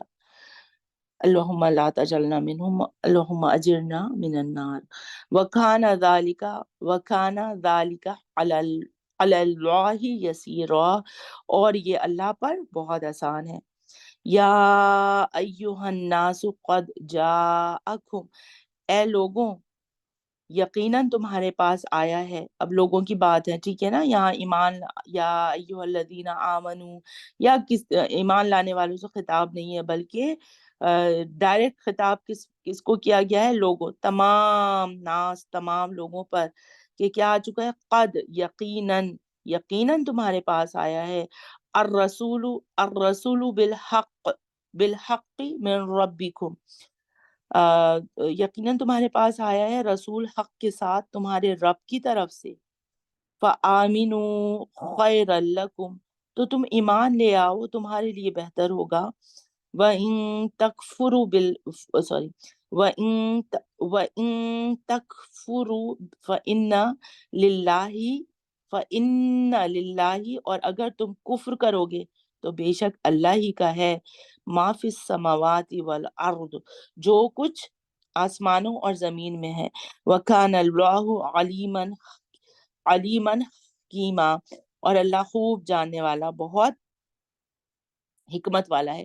یعنی تمہارے کفر سے، تمہارے انکار سے اللہ کا کیا بگڑے گا؟ جیسے حضرت موسیٰ علیہ السلام نے اپنی قوم سے فرمایا تھا کہ اگر تم اور روئے زمین پر بسنے والے سب کے سب کفر کا راستہ اختیار کر لیں تو وہ اللہ کا کیا بگاڑیں گے؟ یقیناً اللہ تعالیٰ تو بے پرواہ تعریف کیا گیا ہے. اور حدیث قدسی میں اللہ تعالیٰ فرماتا ہے، حدیث قدسی میں کہ اللہ تعالیٰ فرماتا ہے اے میرے بندو، اگر تم اول اور آخر تمام انسان اور جن اس ایک آدمی کے دل کی طرح ہو جائیں جو تم میں سب سے زیادہ متقی ہے تو اس سے میری بادشاہی میں اضافہ نہیں ہوگا. اور اگر تمہارے اول و آخر اور انس و جن اس ایک آدمی کے دل کی طرح ہو جائیں جو تم میں سب سے بڑا نافرمان ہو تو اس سے میری بادشاہی میں کوئی کمی نہیں ہوگی. اے میرے بندو، اگر تم سب ایک میدان میں جمع ہو جاؤ اور مجھ سے سوال کرو اور میں ہر انسان کو اس کے سوال کے مطابق ادا کروں تو اس سے میرے خزانے میں اتنی ہی کمی ہوگی جتنی سوئی کے سمندر میں ڈبو کر نکالنے سے سمندر کے پانی میں ہوتی ہے. تو اس سے جو کچھ آسمانوں میں اور جو کچھ زمین میں سب کچھ اللہ ہی کا ہے، اور اللہ دانا اور حکمت والا ہے، یعنی خوب جاننے والا، بہت حکمت والا ہے. اب آگے ایڈریس ہو رہا ہے، یا اہل الکتاب، اے اہل کتاب، لا تغلو، لا تغل تغ لا تغلو فی دینکم، اپنے دین میں حد سے تجاوز مت کرو. ولا تقولوا علی اللہ الا الحق، اور مت کہو اللہ کے بارے میں مگر حق بات. انما المسیح عیسی ابن مریم، حقیقت میں مسیح عیسیٰ ابن مریم تو بس کیا ہے؟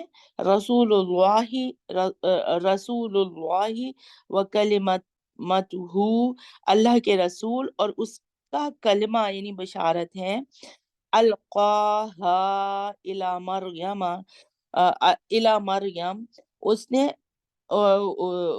یعنی اللہ سبحانہ تعالیٰ نے نہیں، ہاں، اس نے اسے مریم کی طرف ڈالا، یعنی مریم کی طرف بھیجا. وروح منہ، اور وہ اس کی طرف سے ایک روح ہے.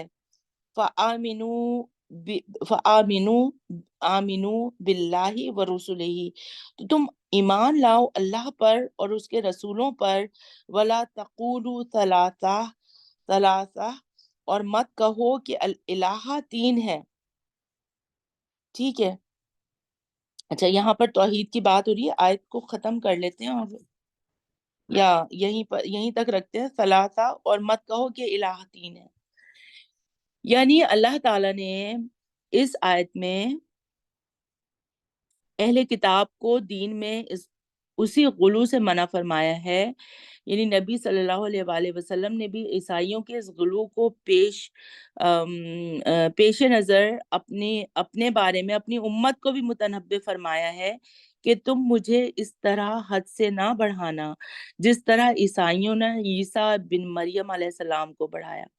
میں تو صرف اللہ کا بندہ ہوں، تو مجھے تم اس کا بندہ اور رسول ہی کہنا. لیکن افسوس امت محمدیہ اس کے باوجود بھی اس غلو سے محفوظ نہ رہ سکی جس میں عیسائی مبتلا ہوئے. اور امت محمدیہ نے بھی اپنے پیغمبر کو بلکہ نیک بندوں تک کو خدائی صفات سے جو ہے وہ ریزمبلنس کیا، جو دراصل عیسائیوں کا وتیرہ تھا۔ اسی طرح علماء اور فقہا کو بھی دین کا شارع اور مفسر ماننے کے بجائے ان کو شارع یعنی شریعت سازی کا اختیار رکھنے والا بنا دیا۔ فَإِنَّ لِلَّهِ وَإِنَّا إِلَيْهِ راجعون، سچ فرمایا نبی صلی اللہ علیہ وآلہ وسلم نے کہ کیا فرمایا، جس طرح ایک جوتا دوسرے جوتے کے برابر ہوتا ہے، اسی طرح، بالکل اسی طرح تو پچھلی امتوں کی پیروی کرو گے، یعنی ان کے قدم بقدم چلو گے۔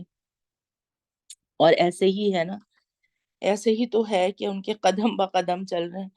اچھا، عیسائیوں کے جو ہے نا وہ کئی فرقے ہیں، یعنی حضرت عیسیٰ علیہ السلام کو اللہ، بعض اللہ کا شریک، تین یہاں پہ جو ثلاثہ کی بات یہاں پر کی گئی نا، ولا تقولوا ثلاثہ، یعنی مت کہو الہ تین ہے، تو کیا کہتے تھے کہ بعض، ویسے تو کئی اور مزید فرقے، لیکن جو تین مین وہ کیا کہ عیسیٰ علیہ السلام کو اللہ مانتے ہیں، بعض اللہ کا شریک مانتے ہیں، اور بعض اللہ کا بیٹا مانتے ہیں۔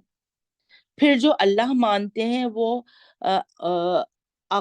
اقانیم ثلاثہ، یہ تین خداؤں کے، اور حضرت عیسیٰ علیہ السلام کے ثلاثہ، تین سے ایک ہونے کے قائل ہیں۔ اللہ تعالیٰ فرما رہا ہے کہ تین خدا کہنے سے باز آ جاؤ، اللہ تعالیٰ جو ہے وہ ایک ہی ہے۔ ٹھیک ہے، تو یہاں پر یہ بات ہو گئی کہ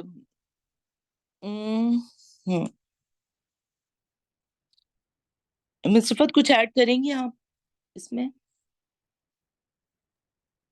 ہاں یہی نا، مطلب حضرت عیسیٰ کے وجہ سے آپ نے کہا کہ ان کے ڈفرینٹ سیکٹس بنے ہوئے ہیں، ٹھیک ہے، تو اس میں جو یعنی تین جو خدا مانتے ہیں، حضرت عیسیٰ اور وہ حضرت ہولی اسپرٹ یعنی جبرائیل علیہ السلام کو بھی مانتے ہیں، ٹھیک ہے، اور پھر ایک کو اللہ مانتے ہیں، یعنی فادر گاڈ اور سن گاڈ، گاڈ ہی کہتے ہیں، حضرت عیسیٰ کو بھی گاڈ ہی کہتے ہیں، ٹھیک ہے، اور لیکن سن گاڈ اور وہ فادر گاڈ اور پھر ہولی اسپرٹ، یہ تین اس طرح سے تین خدا بناتے ہیں یہ، ٹھیک ہے۔ تو اللہ تعالیٰ نے ان کو ظاہرہ منع کیا۔ ابھی جو مختلف فرقے ہیں ان میں سے ایک فرقہ ایسا ہے جو حضرت، اب دیکھو یہ کچھ تو ان کے بلیفز تھے جو پروفٹ محمد صلی اللہ علیہ وآلہ وسلم کے آنے سے پہلے کے تھے، جس سے ابھی ہم نے پہلے بات کی کہ ان میں سے ایک جو تھا وہ ان کو یہ سمجھنا کہ وہ صلیب پہ چڑھ چکے ہیں، یہ سارے مانتے رہے ایسے ہی، لیکن جب قرآن نے آ کے پھر بتایا کہ قرآن نے ابھی جو آپ نے آیت پڑھی تھی کہ یقیناً انہوں نے ان کو صلیب پہ نہیں چڑھایا، ٹھیک ہے، تو اب جو ایک فرقہ ہے نا وہ ایسے ہی مانتا ہے کہ نہیں وہ صلیب پہ نہیں چڑھے، یعنی سبحان اللہ، میں ان کے ایک فرقے کی سن کے تو مجھے لگا کہ یہ تو مسلمان ہی ہے پھر، یعنی وہ یہ بھی نہیں مانتے کہ جو ہے وہ ان کو صلیب پہ چڑھایا گیا، اور ان کو خدا بھی نہیں مانتے، ٹھیک ہے، تو سبحان اللہ، صرف ان کا یہی ہے یعنی جیسا ہمارا ہے ویسا ہی ان کا عقیدہ ہے، لیکن وہ رسول اللہ صلی اللہ علیہ وسلم کو نہیں مانتے کہ پھر وہ مسلمان ہی ہو جائیں اگر وہ اس طرح کر لیں، ٹھیک ہے، باقی ماشاءاللہ ان کا سارا عقیدہ صحیح ہے۔ تو لیکن جو میجورٹی ہے وہ جیزس گاڈ کہتی ہے، اگر ایک کو بھی مانتی ہے تو صرف جیزس کو ہی گاڈ کہتی ہے، ٹھیک ہے، اور کچھ جو ہے وہ تین خداؤں کو مانتے ہیں، اور پھر وہ کہتے ہیں کہ تین مل کے ایک ہی بنتا ہے، وہ اسی کے تین الگ الگ پارٹ ہے، تو اس میں حضرت عیسیٰ کو خدا کہتی ہے نعوذ باللہ، اور اللہ تعالیٰ کو مانتے ہیں خدا کے ایک اوپر ہے، اور حضرت جبرائیل علیہ السلام کو بھی روح القدس جس کو قدس، ہاں، تو وہ ہولی اسپرٹ کر کے کہ وہ بھی مطلب اللہ خدا ہی تھا جو آ کے ان کی مدد کرتا تھا، یعنی اور پھر تینوں مل کے ایک ہی خدا بنتے ہیں۔ صحیح، ٹھیک، جزاک اللہ۔ اچھا، اور یہ جو یہاں پر کلمت اللہ کا مطلب یہ ہے کہ لفظ کن سے باپ کے بغیر ان کی تخلیق ہوئی، اور یہ لفظ حضرت جبریل علیہ السلام کے ذریعے سے حضرت مریم علیہ السلام تک پہنچایا گیا۔ روح اللہ کا مطلب وہ نفخہ پھونک ہے جو حضرت جبریل علیہ السلام نے اللہ کے حکم سے حضرت مریم علیہ السلام کے گریبان میں پھونکا، جسے اللہ تعالیٰ نے باپ کے نطفے کے قائم مقام کر دیا، یوں حضرت عیسیٰ علیہ السلام اللہ کا کلمہ بھی ہیں، اور جو فرشتے کلمہ بھی ہیں جو فرشتے نے حضرت مریم علیہ السلام کی طرف ڈالا، اور اس کی وہ روح ہیں جسے لے کر جبرائیل علیہ السلام مریم علیہ السلام تک کی طرف بھیجے گئے، یعنی اللہ کے رسول اور اس کے کلمہ ہیں۔ یہ بات یہاں پر انشاءاللہ واضح ہو گئی ہوگی۔ پھر آگے آ رہا ہے انما اللہ الہ واحد، حقیقت میں صرف اکیلا اللہ ہی معبود ہے، سبحانہ ان یکون لہ ولد، وہ پاک ہے اس بات سے کہ اس کی کوئی اولاد ہو، لہو ما فی السماوات، سماوات اسی کا ہے جو کچھ آسمانوں میں ہے، وما فی الارض اور جو کچھ زمین میں ہے، وکفا باللہ وکیلا اور اللہ تعالیٰ بطور کارساز کافی ہے۔ ٹھیک ہے، یہ بھی بہت پیاری دعا ہے، انشاءاللہ اللہ کی توفیق سے سب بہنیں پڑھتی ہوں گی۔ وکفا باللہ وکیلا اور اللہ تعالیٰ بطور کارساز کافی ہے۔ لن یستنکف، ہرگز نہیں عار محسوس کریں گے یا انکار کریں گے، المسیح ان یکون عبدا للہ، مسیح کے وہ اللہ کے بندے، ہرگز مطلب انکار کریں گے مسیح کے وہ اللہ کے بندے ہیں، وللملائکۃ المقربون اور نہ مقرب فرشتے عار محسوس، یعنی مقرب فرشتے یعنی عار محسوس کریں گے، انکار کریں گے۔ ومن یستنکف اور جو عار محسوس کرے یا انکار کرے عن عبادتہ ویستکبر اس کی عبادت سے اور وہ تکبر کرے، شروہم تو یقیناً ضرور وہ اکٹھا کرے گا انہیں الیہ جمیعا اپنے پاس سب کو۔ ٹھیک ہے،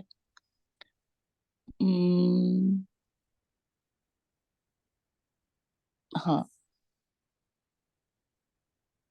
یعنی حضرت عیسیٰ علیہ السلام کی طرح بعض لوگوں نے فرشتوں کو بھی خدائی میں شریک ٹھہرا رکھا تھا، تو اللہ تعالیٰ فرما رہا ہے کہ یہ تو سب نہیں، میں غلط پڑھ رہی ہوں، ہاں یعنی ہاں جی جی بولیں۔ ہاں، یعنی حضرت عیسیٰ علیہ السلام کو تو کیونکہ دیکھیں وہ ان کی شان بڑھانے کے چکر میں ان کو خدا بنا دیتے ہیں نا، ہے نا؟ ہوں ہوں جیسے اگر ہم آج جو ہے وہ رسول اللہ صلی اللہ علیہ وسلم کو نوری نہ سمجھیں تو وہ ان کو لگتا ہے کہ جی شان میں گستاخی کر رہے ہیں، ہے نا؟ ہوں تو ہوں نہیں، یہ شان نہیں ہے، اصل میں ہوں بندہ ہونے میں شان ہے کہ بندے ہیں پھر بھی ان کا مقام کتنا بلند ہے، ٹھیک ہے؟ ہوں ہاں، ورنہ مطلب اللہ تعالیٰ کیا کیا مشکل ہے۔ تو یعنی یہاں پہ یہی کہا جا رہا ہے کہ حضرت عیسیٰ علیہ السلام کو اللہ کا بندہ ہونے میں ان کو تو کوئی پرابلم نہیں ہے، یعنی وہ تو اسی ہوں میں خوش ہیں، جیسے رسول ہوں اللہ صلی اللہ علیہ وسلم، جیسے ابھی آپ نے حدیث پڑھی اوپر پڑھ کے ہمیں بتائی کہ یہ دیکھو یہ والی حدیث کہ رسول اللہ صلی اللہ علیہ وسلم نے کہا کہ مجھے اس طرح نہ بڑھانا جس طرح عیسائیوں نے بڑھایا، میں تو صرف اللہ کا بندہ ہوں، بندہ بس تم ہوں۔ مجھے اس کا بندہ اور رسول ہی کہنا۔ یعنی ان کو نبیوں، کیونکہ نبی تو وہ اللہ کی شان کو بھی جانتے ہیں نا، تو اس لیے وہ ہوں اس کا بندہ بننے میں زیادہ وہ ان کی جو ہے وہ سبحان اللہ عظمت بھی زیادہ ہے اور ان کی محبت بھی اسی میں زیادہ ہے، ٹھیک ہے؟ تو ہوں تو یہ اور یعنی اللہ کا بندہ انسان بن گیا تو یعنی مقصد ہی پورا ہو گیا اس کی زندگی کا، ہے نا؟ تو صحیح۔ یہاں کہا جا رہا ہے کہ حضرت عیسیٰ علیہ السلام کو اس میں کوئی آر نہیں ہے، اس میں ان کو وہ کوئی چھوٹا پن محسوس نہیں کرتے، یا کوئی جیسے ہم کہتے ہیں ہوں کہ گستاخی ہوگی شان، نہیں، وہ ایسا نہیں محسوس کرتے کہ وہ اللہ کا بندہ بنے، ٹھیک ہے؟ اور نہ ہی ہوں فرشتے، یعنی کچھ لوگ جو ہیں فرشتوں کو اتنا پاک کر کے کہتے ہیں کہ اللہ کی بیٹیاں، یا جیسے جو بھی پہلے بات ہوئی، ٹھیک ہے؟ تو ان کو بھی نہیں ہے، فرشتے بھی جو ہیں وہ ان کو بھی نہیں ہے، وہ بھی اللہ کے بندے ہی ہیں، اللہ کی مخلوق ہی ہیں، ٹھیک ہے؟ ہوں اور پھر ہوں کہا کہ وَمَن يَسْتَنْكِفْ اور کون جو ہے، کون اس طرح کر سکتا ہے کہ اللہ کی ہوں عبادت، بندہ ہونا مطلب عبد ہونا مطلب اس کی بندگی میں ہونا، عبد بندہ اور عبادت بندگی، رائٹ؟ تو جو ہوں ہے کون اس کی بندگی سے جو ہے وہ تکبر کر سکتا ہے؟ کر سکتا ہے، بے شک، صحیح، ٹھیک۔ تو اس لیے یعنی ہم ان کو جو جس کو بھی ہم زیادہ مقام دینا چاہیں تو اس کو بندگی سے نہیں ہم نے ہٹانا، بندگی ہوں میں ہی مقام ہے ان کا۔ وہ کہتے ہیں نا، ہوں ایک وہ شعر بھی مجھے یاد آ گیا کہ فرشتوں سے بہتر ہے انسان ہونا مگر اس میں لگتی ہے محنت زیادہ۔ فرشتہ کہہ دینا، نور کہہ دینا تو پھر تو کوئی کمال ہی نہیں ہے بھائی، وہ نیک کام کرتے تھے تو وہ تو تھے ہی اس طرح کے، صحیح، اس طرح سے انسان ہو کے ساری انسانوں والی فیلنگز رکھ کے پھر جتنا ہوں انہوں نے برداشت کیا اور پھر جتنا انہوں نے مطلب مصیبتیں جھیلی ایک انسان ہونے کے ناطے اس میں عظمت زیادہ ہے. ہوں صحیح، جزاک اللہ، صحیح صحیح. اچھا، آیت نمبر 173. یہ کوئی ہاتھ اٹھا رہی ہیں، لے لو ان کو. کیا کہنا چاہ رہی ہیں حمیرہ؟ جی جی دے دیں، جی جی اچھا دے دیں دے دیں. چلیں جی حمیرہ. جی السلام علیکم. وعلیکم السلام ورحمۃ اللہ. وعلیکم السلام. یہ جو آپ نے ابھی ترجمہ اس کا بیان کیا کہ حضور صلی اللہ علیہ وسلم کو اس حد تک جیسے نہیں بڑھانا، لیکن جو آج کل ہم دیکھتے ہیں کہ بہت سی ان کی شان میں نعت پڑھی جاتی ہے اور ہوں سنی جاتی ہے، ہوں تو پھر جائز ہے اسلام میں نعت پڑھنا یا سننا؟ دیکھیں، نعت جو ہے، نعت اس طرح کی بھی ہیں اس میں رسول اللہ صلی اللہ علیہ وسلم کی جائز تعریف کی گئی ہے، لیکن ایسی نعتیں، ٹھیک ہے، نعتیں کچھ بہت اچھی ہیں، لیکن ایسی نعتیں جس میں ہم یہ کہتے ہیں جیسے بھر دے جھولی میری یا محمد، دیٹس ہوں ٹوٹلی رانگ. شرکیہ نہیں ہونا چاہیے شرک بس. نہیں ہونا چاہیے. مطلب اور پھر یعنی کہ تیرے در سے خالی نہیں لوٹیں گے، اور وہ نعت ہے اور وہ رسول اللہ صلی اللہ علیہ وسلم کو ایڈریس کیا جا رہا ہے. بہت غلط ہے وہ بہت غلط ہے، کیونکہ ہم اللہ سے مانگتے ہیں، رسول سے تو نہیں مانگتے. جی مانگنے کی دعا جو ہے وہ خود عبادت ہے، دعا مانگنا اٹ سیلف ایک عبادت ہے، بلکہ حدیث ہے الدعاء هو العبادہ، دعا ہی عبادت ہے. پوری نماز دیکھیں دعا ہی ہے.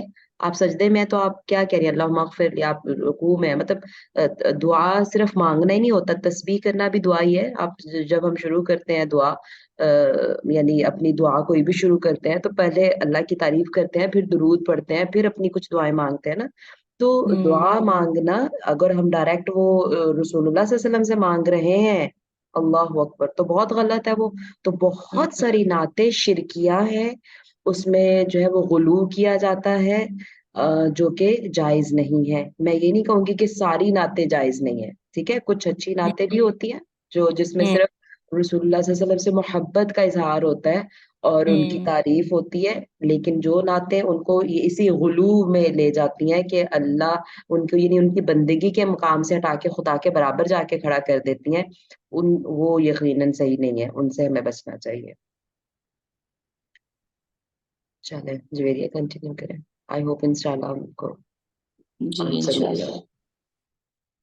جی، آیت نمبر 173، 173.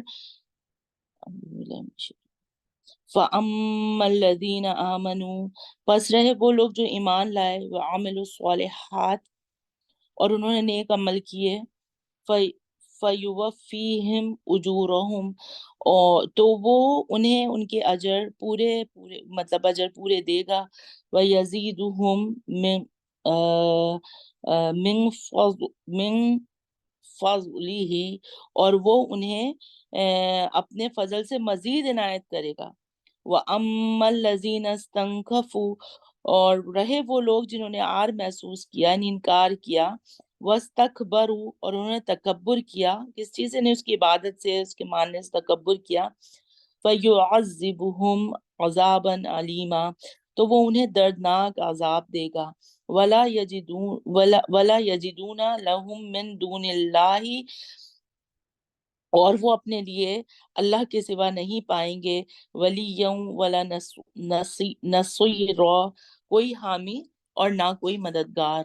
یا ایہا الناس قد جاءکم، اے لوگو یقیناً تمہارے پاس آ چکی ہے، برہان من ربکم، روشن دلیل تمہارے رب کی طرف سے. وَأَنزَلْنَا إِلَيْكُمْ نُورًا مُبِينًا، اور ہم نے تمہاری طرف واضح نور نازل کیا ہے. ٹھیک ہے، یعنی اس سے مراد کیا کہ قرآن کریم ہے، واضح نور جو کفر اور شرک کی تاریکیوں میں ہدایت کا نور ہے، ضلالت کی پگ ڈنڈیوں میں صراط مستقیم اور حبل اللہ المتین ہے. بس اس کے مطابق ایمان لانے والے اللہ کے فضل اور اس کی رحمت کے مستحق ہوں گے. فَأَمَّا الَّذِينَ آمَنُوا بِاللَّهِ، پس رہے وہ لوگ جو اللہ پر ایمان لائے، وَاعْتَصَمُوا بِهِ، اور انہوں نے اس کو مضبوطی سے تھامے رکھا، فَسَيُدْخِلُهُمْ، پس ان قریب ضرور وہ انہیں داخل کرے گا، فی رحمت منہ وفضل، اپنی طرف سے رحمت اور فضل میں، وَيَهْدِيهِمْ الیہ، اور انہیں اپنی طرف ہدایت دے گا، صراطا مستقیما، سیدھے راستے کی۔ اللہم اجعلنا منہم، اللہم اجعلنا منہم، اللہم اجعلنا منہم، آمین یا رب۔ یستفتونک، آپ سے آپ سے فتویٰ پوچھتے ہیں، یعنی آپ سے لوگ فتویٰ پوچھتے ہیں۔ اب یہ بالکل ہم 176 آیت پڑھ رہے ہیں، اور یہ بالکل لاسٹ آیت ہے سورہ نساء کی۔ اب دیکھیں کتنی خوبصورتی سے احکامات ہے وراثت کے بارے میں، پھر اس کے نماز کا کوئی احکام آیا، تیمم کے بارے میں احکامات آئے، جہاد کے بارے میں سارے احکامات آ کے، عورتوں کے بارے میں، تعلقات کو کیسے قائم رکھنا ہے، ازواجی تعلقات کیسے رکھنے ہیں، وہ تمام چیزیں، پھر اخلاق کے بارے میں بات ہوئی، سب ساری چیزیں چل رہی ہیں۔ بیچ میں وہ تسلسل ٹوٹ گیا، اب لاسٹ میں پھر وہ اس کو کہنا چاہیے کہ ڈاکٹر اسرار احمد اور یہ مولانا مودودی یہ اپنی بک میں کہتے ہیں ضمیمہ، یعنی رزلٹ، یعنی اینڈ رزلٹ جو ہے نا، وہ پھر اب ایک فتوی کے بارے میں، یعنی یہ پوچھتے ہیں لوگ، سوال کرتے ہیں، ایک حکم ہے کلالہ کے بارے میں، ٹھیک ہے۔ قل اللہ یفتیکم، آپ کہہ دیں کہ اللہ تمہیں فتویٰ دیتا ہے، کس کے بارے، فتویٰ یعنی حکم دیتا ہے کس کے بارے میں، فل کلالہ، کلالہ کے بارے میں۔ اب کلالہ کیا ہے؟ کلالہ کہتے ہیں، اچھا یہ آیت جو ہے 9 ہجری میں نازل ہوئی، اور سورہ نساء اس سے بہت پہلے ایک مکمل سورہ کی حیثیت سے پڑھی جا رہی تھی، اسی وجہ سے پھر اس آیت کو ان آیات کے سلسلے میں شامل نہیں کیا گیا، کیونکہ کافی مطلب وہ سمجھے 4-5 ہجری ایسے کر کے کچھ نازل ہوئی سورہ نساء، اور مطلب جو روایات سے ملتا ہے، تو اب اس آیت کو ان آیات کے سلسلے میں شامل نہیں کیا گیا جو احکام میراث، جو ہم وراثت کے بارے میں پڑھا تھا، تو میراث کے متعلق سورہ کے آغاز میں ارشاد ہوئی جو ہم نے پڑھا تھا، بلکہ اسے ضمیمے کے طور پر اب آخر میں لگا دیا گیا۔ کلالہ کیا ہے؟ کلالہ کے معنی میں اختلاف ہے، بعض کی رائے میں کلالہ وہ شخص ہے جو لا ولد ہو، بلکہ میں یہاں سے ایک سیکنڈ، کلالہ کے بارے میں کیا ہے، اس مرنے والے کو کہا جاتا ہے جس کا باپ ہو نہ بیٹا ہو، یہاں پھر اس کی میراث کا ذکر ہو رہا ہے۔ بعض لوگوں نے کلالہ اس شخص کو قرار دیا ہے جس کا صرف بیٹا نہ ہو، یعنی باپ موجود ہو، لیکن یہ صحیح نہیں ہے۔ کلالہ کی پہلی تعریف صحیح ہے، کیونکہ پہلی تعریف کیا ہے کہ جس کا ایسا مرنے والا شخص جس کا نہ باپ ہو اور نہ بیٹا ہو، اور باپ کی موجودگی میں، کیونکہ باپ کی موجودگی میں کلالے کی مطلب یہ جو بھی میں نے پہلی ڈیفینیشن یہاں سے پڑھی ہے، تو باپ کی موجودگی میں بہن سرے سے وارث ہی نہیں ہوتی، اس لیے وہ دوسری والی بات غلط ہے، باپ اس کے حق میں حاجب بن جاتا۔ لیکن یہاں اللہ تعالیٰ فرما رہا ہے کہ اگر اس کی بہن ہو تو وہ اس کے نصف مال کے بھی، جو میں پڑھوں گی، نصف مال کی وارث ہوگی، جس سے صاف معلوم ہوتا ہے کہ کلالہ وہ ہے کہ بیٹے کے ساتھ جس کا باپ بھی نہ ہو۔ یوں بیٹے کی نفی تو ہاں مصر پتہ یہ نس کیا ہے، یہ مجھے سمجھ نہیں آیا تھا، نون سواد۔ نص کا مطلب ہوتا ہے قرآن یا حدیث، کلیئر، دیکھو ایکسپلینیشنز نہیں، ہاں کلیئرلی قرآن میں کچھ آ جائے تو اس کو کہتے ہیں کہ نص میں موجود ہے، ٹھیک ہے، اور اسی طرح کلیئرلی حدیث چیز ہو تو وہ نص ہوتی ہے، ٹھیک ہے۔ باقی جو ہم ریفرنس لیتے ہیں نا تو وہ تو اشارت النص سے ثابت ہے۔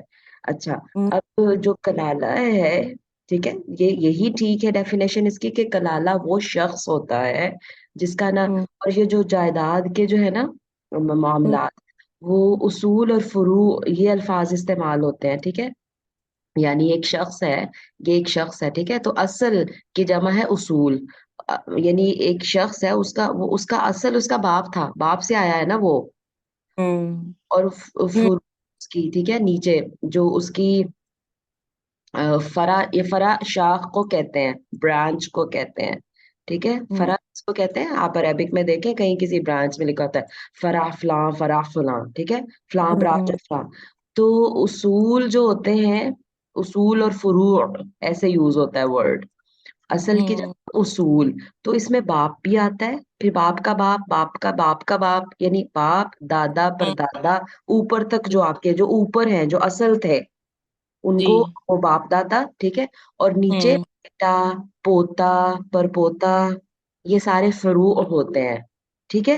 اور صحیح جو صحیح بہن بھائی ہوتے ہیں ان کو حواشی کہا جاتا ہے. نہیں، حاشیہ کیا ہوتا ہے جویریہ؟ ہم کہتے ہیں کہ حاشیہ میں لکھا، حاشیہ جو سائڈ پہ لگاتے ہیں نا پیج میں، ہوں ویسے مطلب ویسے میں کنیکٹ کر رہی ہوں اس کو، ٹھیک ہے. ہوں یہ سائڈ والے ہوتے ہیں، بہن یا بھائی یا چچا ہوں یا کزن، یہ سائڈ والے لوگ ہیں، ٹھیک ہے. ہوں تو جائیداد بیسیکلی تو ایسے سیدھی چلتی ہے نا، اوپر سے نیچے چلتی ہے نا، ہوں یعنی باپ سے پھر بیٹے کو، ٹھیک ہے. تو کلالہ وہ شخص ہے جس کے اصول میں بھی کوئی نہیں ہے، اس کے فروع میں بھی کوئی نہیں ہے، اور یہ میل لوگوں کی بات ہو رہی ہے.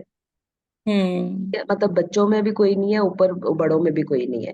لیکن حواشی ہے، حواشی مطلب بہن، ادھر بہن ہو سکتی ہے، آپ بہن، ٹھیک ہے نا، بہن سائڈ پہ آئیے. جی تو یہ ہے. اچھا. سوری. تو اب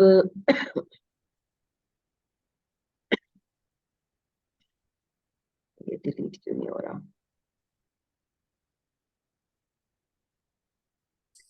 ہاں.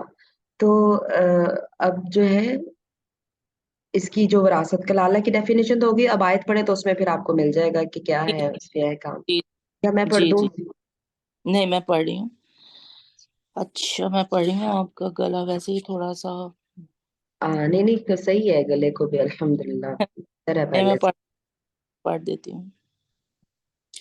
اچھا. انمرو ان ہلاکا، کہ اگر کوئی یعنی وہ کلالے کے بارے میں پوچھتے ہیں، کلالہ کے بارے میں، اگر کوئی مرد فوت ہو جائے، ایسا مرد فوت ہو جائے، لیسا لہو ولدن، کہ اس کی نہ اولاد ہو اور نہ باپ، ولہو اختن فلاحا، اور اس کی ایک بہن ہو، ٹھیک ہے. تو اس بہن کا نصف ما تارکا، نصف ما تارکا، آدھا حصہ ہے اس سے جو اس نے چھوڑا، ٹھیک ہے. اس کی بہن ہو تو اس کا آدھا حصہ ہے جو اس نے چھوڑا. وَهُوَ يَرِثُهَا، اور وہ بھائی اس بہن کے تمام مال کا وارث ہوگا. علم یکل لہا ولد، بشرط یہ اگر اس بہن کی اولاد نہ ہو. فَإِن كَانَتْ نَتَيْن، پھر اگر وہ دو بہنیں ہوں، فَلَهُمَا الثُّلُثَانِ، تو ان دونوں کا 2/3 حصہ ہے. مما تارک، اس میں سے جو اس مرنے والے نے چھوڑا. وَإِن كَانُوا إِخْوَةً رِجَالًا وَنِسَاءً، اور اگر وہ وارث کئی بہن بھائی ہوں، کئی بھائی ہوں، یعنی مرد اور عورتیں ملے جلے وارث ہوں. فلز فلز فلز فلز ذکری مثل حظ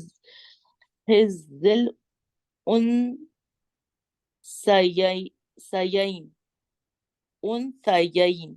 تو ایک مثل جی حز نہیں ہے، حظ، مثل ہاں سوری حظ الانثیین. حظ الانثیین، تو ایک مرد کا حصہ دو عورتوں کے حصے کے برابر ہوگا، ٹھیک ہے. تو یعنی بیٹے سے مراد جو مصر فت آپ نے جو بتایا وہ یہاں پہ لکھا ہوا بھی ہے کہ بیٹے سے مراد بیٹا اور پوتا دونوں ہیں. ہاں، اسی طرح بہن سے مراد سگی بہن یا علاقہ یعنی باپ شریک بہن ہے. اللاتی او سگی سوری ہے. علاقائی ہاں، بول رہی ہوں. اللہ یہ تھی علاقہ ہاں کون سی بہن ہوتی ہے؟ یہ سوری نا تین طرح کے بہن بھائی ہوتے ہیں جویریہ. جی ایک کو کہتے ہیں، یعنی سگا بھی ورڈ بول لیتے ہیں، لیکن اگر وراثت کی اس لینگویج میں بولیں تو اس کو عینی بھائی کہتے ہیں. ٹھیک ہے، عینی یعنی عین یا نون. اگر کہیں آپ اچھا. کو عینی بہن بھائی لکھا نظر آئے تو اس کا مطلب ہاں. ہوگا وہ بہن بھائی جو سگے ہیں. سگے سے مراد ہے کہ ماں بھی سیم ہے باپ بھی سیم ہے، ماں باپ سیم ہے، تو وہ اوکے. عینی بہن بھائی ہوتے ہیں جن کو ہم سگے صحیح. بہن بھائی کہتے ہیں. پھر اس کے بعد صحیح. عداتی بہن بھائی ہوتے ہیں جو صرف باپ سیم ہوتا ہے، مائیں ڈفرینٹ ہوتی ہیں. ٹھیک ہے. ہوں. اور پھر ایک اخیافی بہن بھائی بھی ہوتے ہیں. ٹھیک ہے، اخیافی بہن بھائی جو، اخیافی. ہاں یہ میں لکھ بھی رہی ہوں یہاں پہ، اخیافی بہن بھائی جن کی صرف مائیں سیم ہوتی ہیں باپ الگ ہوتے ہیں. ٹھیک ہے، کیونکہ بیسک کو نسل کس سے چل رہی ہے؟ باپ سے چل رہی ہے نا. باپ. اخیافی جو علت ہوں. ہے بہن بھائی کی، وہ بہن بھائی ہونا کی جو علت ہے وہ اصل میں باپ ہے. تو اس لیے ہوں. یہ علت مطلب ریزن ہے نا، باپ ہی ریزن ہوں. بچوں کی. تو وہ صحیح. لاتی بہن بھائی یعنی باپ جن کا سیم ہے وہ لاتی ہیں. عینی تو بالکل عین، عین تو بالکل یعنی ہے نا، جیسے ہم کہتے ہیں یہ فرض عین ہوں. ہے نا. تو صحیح. بالکل جو ایگزیکٹ فرض ہے، تو ایگزیکٹ بہن بھائی وہ ہیں جو ماں بھی سیم ہے باپ بھی سیم ہے، وہ عینی ہے. اور لاتی ہاں. صرف باپ سیم ہے، مائیں صحیح. ڈفرینٹ. اور اخیافی جن کی صرف مائیں سیم ہے، ایک ہی ماں ہوں. ہے لیکن باپ الگ الگ ہے. تو اس کا ہوں. درجہ اینڈ پہ ہوتا ہے ان والے بہن بھائیوں کا، کیونکہ واہ. بیسیکلی ہاں جزاک اللہ جزاک اللہ. پتہ نہیں پہلے شاید یہ چیز اس طرح پڑی ڈسکس ہے نہیں ہوئی. ہاں یا اس طرح پتہ نہیں. میں صحیح. نے بھی جب یہ شیخ صاحب کے ساتھ ہم کر رہے ہیں تو اس میں ایک پورا مطلب پورا فقہ میں پورا ہوں. ایک چیپٹر ہے نا، چیپٹر نہیں سبحان اللہ پورا علم ہے یہ. علم وراثت is very very detailed one جو بھی ہم نے شیخ صاحب کے ساتھ ختم کیا ہے. بہت مشکل بھی ہے مطلب کیونکہ ہر کیس ڈفرینٹ ہو سکتا ہے. تو اس میں مجھے بھی یہ چیزیں سمجھ آئی ہیں ورنہ مجھے بھی کہاں سمجھ تھی پہلے.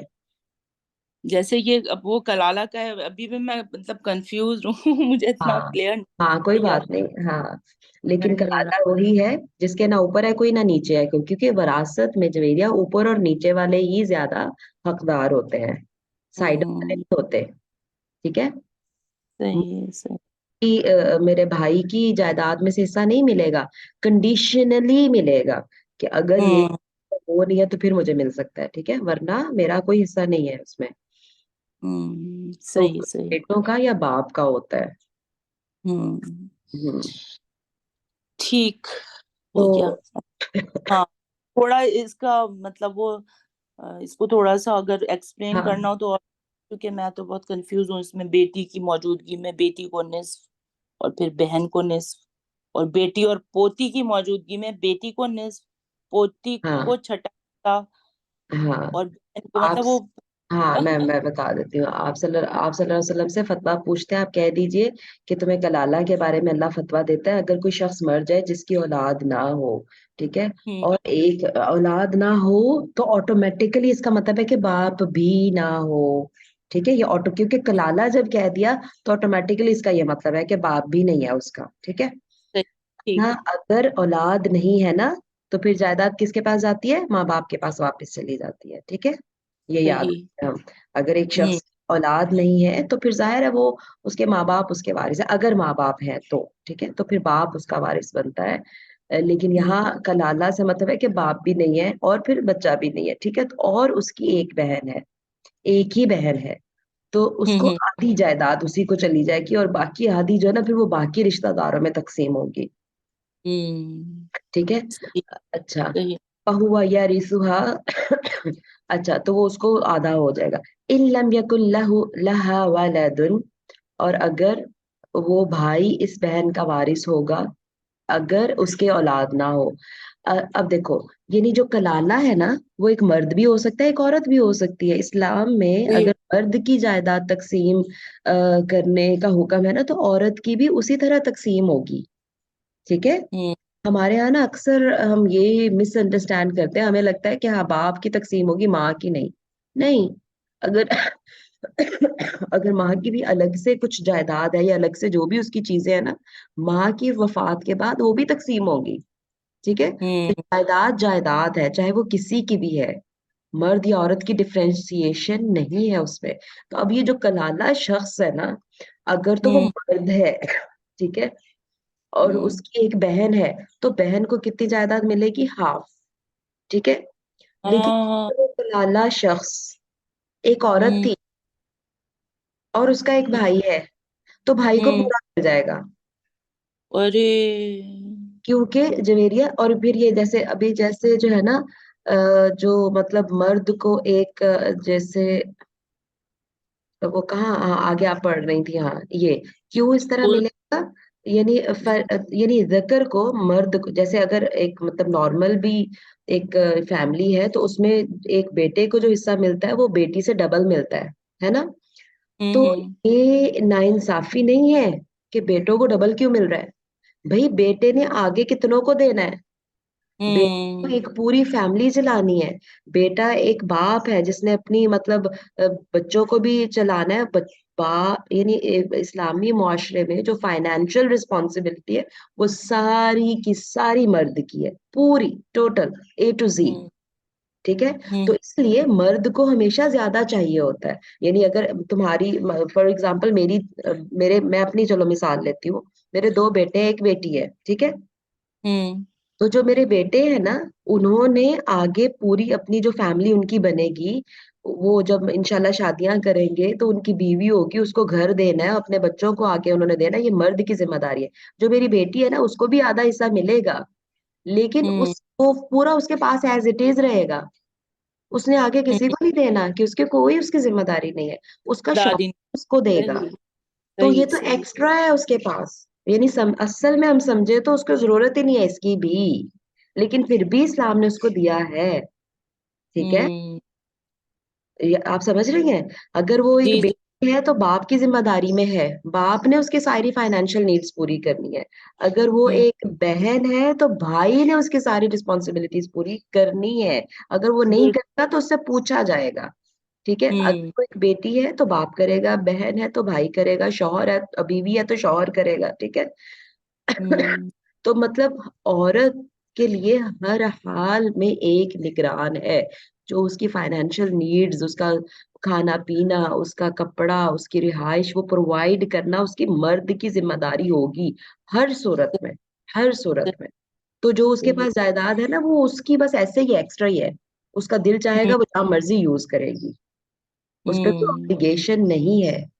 लेकिन मर्द हर हाल में, चाहे वो भाई है चाहे बेटा है, उस पे जिम्मेदारियां है। हम्म है ना। तो इसलिए ये बहुत जस्टिफाइड है कि मर्द को डबल मिल रहा है, ये बहुत जस्टिफाइड है, बल्कि हम्म। फायदे में ही है, हर तरह से। और ये हम में से सही। बहुत सारों को पता नहीं है ये बात, और हम में से इवन जवेरिया एक MA इस्लामिया टीचर थी, अभी पिछले यानी छुट्टियां जो हमें ये एक हफ्ते की हुई, उससे पीछे इंटरव्यू के लिए आई वो, हम हम्म स्कूल में ही ना, पाकिस्तान से ही थी। तो अब जाहिर है ये क्रिटिकल चीजें हैं, और जब बच्चों को एक्सप्लेन करना होता है, बच्चे जब पढ़ते हैं, और है हमारे O लेवल्स के सिलेबस में ना पोर्शन हम्म के लड़के को लड़की से डबल मिलेगा, तो बच्चे तो हम्म पूछते हैं फिर, मिस क्यों, लड़कियों को लगता है हमारे साथ तो ज्यादती हो रही है। ठीक है। हम्म उनको ये चीज हम्म एक्सप्लेन की जाती है ना, फिर उनको समझ आती है बात कि अच्छा। हम्म ठीक है। तो मैंने उस टीचर से पूछा, तो मैंने कहा लड़के को क्या पोर्शन है, तो उसने कहा कि लड़के को जो है वो डबल मिलता है लड़की से। मैंने कहा हाँ। फिर मैंने कहा अच्छा ये नाइंसाफी नहीं है?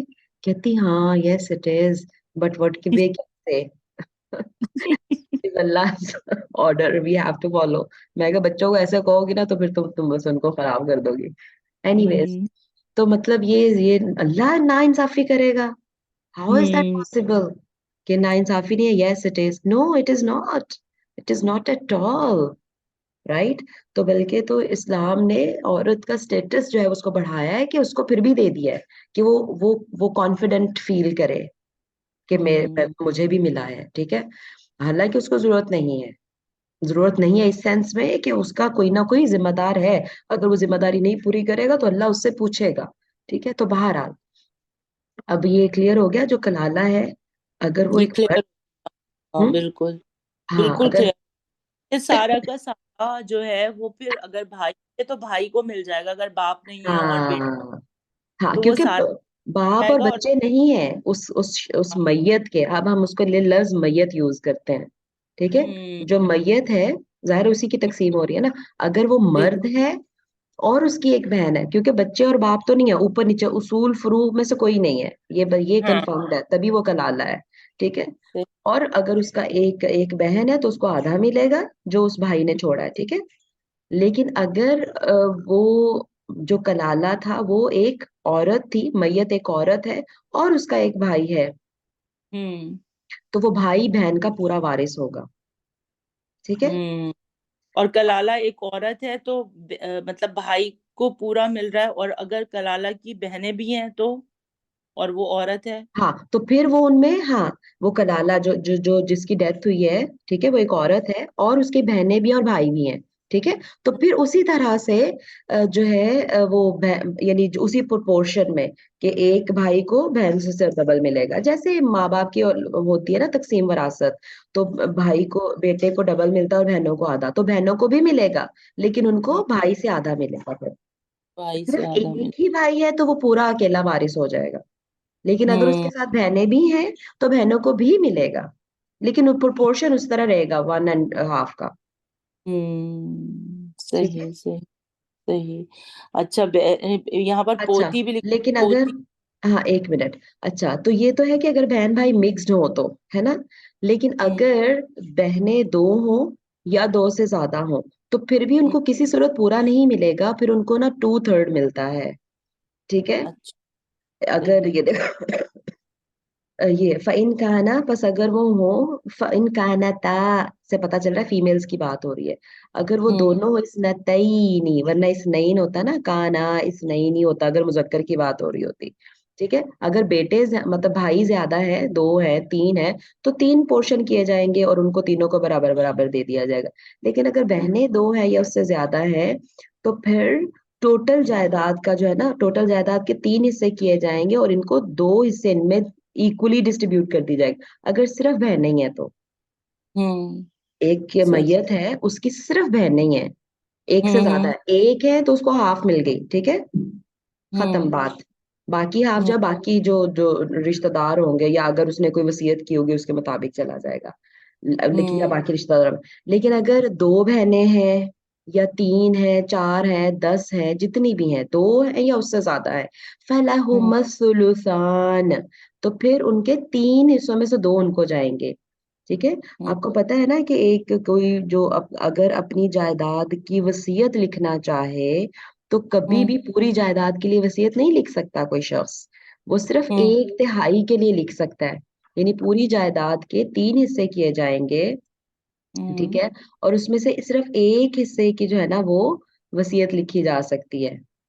ہوں یہ ایک حصہ صرف آپ اپنی مرضی سے کہیں پہ کر سکتے ہیں، اور وہ بھی اس صورت میں کہ اگر اچھی خاصی جائیداد ہے، مطلب اچھی ہے، یہ نہ ہو کہ وہ تھوڑی سی جائیداد ہے اس میں سے بھی آپ جو ہے وہ 3 حصے کر کے تو ایک حصہ اپنی مرضی سے وقف کر دیں کہیں پہ بھی، اور جو ہوں 2 حصے بچے وہ کافی نہ ہوں، بہت ہوں تھوڑے ہوں آپ کے وارثوں کے لیے، تو ایسی ہوں اجازت نہیں ہے. اگر اچھی خاصی جائیداد ہے مطلب، تو پھر آپ جائیداد کا ایک حصہ اپنی مرضی سے وصیت کر سکتے ہیں، صرف ایک حصہ.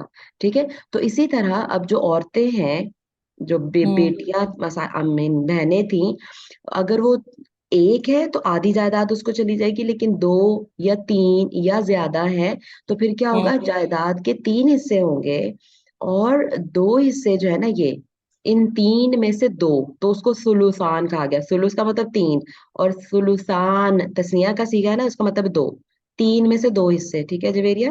ثلثان ہوں کا کیا مطلب ہو گیا، ثلث کے تین. 2 حصے. ہوں تان دو. کر کے تسنیہ کا صیغہ بنا دیا نا، جیسے مسلمان، قلمان، ہے نا، تو 2 ہوں ثلث کے 2 حصے، رائٹ. ثلثان کا کیا مطلب، ثلث کے 2 حصے، دو. 2/3 جس کو لکھا ہوا ہے ٹرانسلیشن میں، 3 حصوں میں سے 2 حصے. ٹھیک ہے. 2/3. تو یہ جو 2/3 حصہ ہے نا، یہ پھر ان ہوں بہنوں میں ایکولی ڈسٹریبیوٹ کر دیا جائے گا. ٹھیک ہے. تو صحیح. یہ رول ہے. اگر صرف خواتین وارث ہیں تو کبھی بھی ہوں پوری جائیداد ان کو نہیں جائے گی. ٹھیک ہے. ہوں ان کو 2/3 میں سے ان کو ایکولی ڈسٹریبیوٹ کر دیا جائے گا، اور ایک حصہ جو ہے نا پھر یہ باقی، کیونکہ کوئی نہ کوئی کہیں آگے پیچھے میل ہوگا ان کے پھر باقی رشتہ داروں میں، تو ان کو تھوڑا چلا جائے گا پھر اس میں سے. ہوں ٹھیک صحیح. ہے. ٹھیک ہے. اب جیسے بہن بھائیوں کا حصہ ہے، اور اگر وہ بہن بھائی اس سے وڈرا کر دیں کہ نہیں ہمیں نہیں چاہیے. ہاں تو وہ ان کی اپنی مرضی ہے. مرضی وہ پھر ہو سکتا کر ہے، سکتے ہیں یعنی من ہے کہ نہیں دینا ہی دینا ہے ایسا.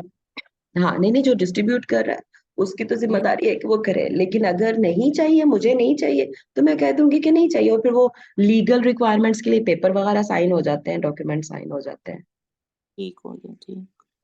صحیح ہے. صحیح صحیح، ٹھیک. جزاک اللہ، بہت اچھے سے سمجھا دیا، بڑی ڈیٹیل میں بات سمجھ میں آ ہاں گئی. بہت الحمدللہ. اور آگے. یہ سبحان اللہ اتنی ڈیٹیل میں احکامات موجود ہیں نا قرآن میں. قرآن میں تو چلو جو ہے سو ہے، حدیث میں پھر اور بھی ڈیٹیل میں ہے سبحان اللہ. اور اس کے باوجود جویریہ اتنے ہوں ہمارے معاشرے میں غلط ڈسٹریبیوشنز ہوتے ہیں جس کی حد نہیں ہے. ہوں. لوگ بہنوں کو حصہ دیتے ہی نہیں ہیں. ہمارے تو سامنے کی بات ہے، اپنی ہی ہاں بات ہر کیا بولے بندے آپ. کے سامنے ہوگی، ہر بندے کے سامنے ہوگی. اسی لیے تو میں کہہ رہی ہوں کہ ہمارے معاشرے میں اتنا کامن ہے یہ مس ڈسٹریبیوشن، اتنی کامن ہے. اور پتہ نہیں ہم، یہ علم کی کمی ہے جویریہ، نتھنگ ایلس. جہالت ہے. اور اگر جہالت جہاں نہیں ہے، جن کو پتا بھی ہے، پھر وہ لالچ ہے وہاں پہ. ہاں، وہ یا لالچ ہے. جہالت ہے یا لالچ ہے، بس اللہ تعالیٰ معاف کرے. اور حالانکہ اگر کسی کی ایک بالشت زمین بھی ہم نے غلط مطلب زبردستی لی ہے نا، تو 7 زمینوں کے طوق پہنا کے گلے میں اللہ پہنائے گا. پتہ نہیں ہمیں کیوں موت بھولی ہوئی ہے، اور ہمیں آخرت بھولی ہوئی ہے.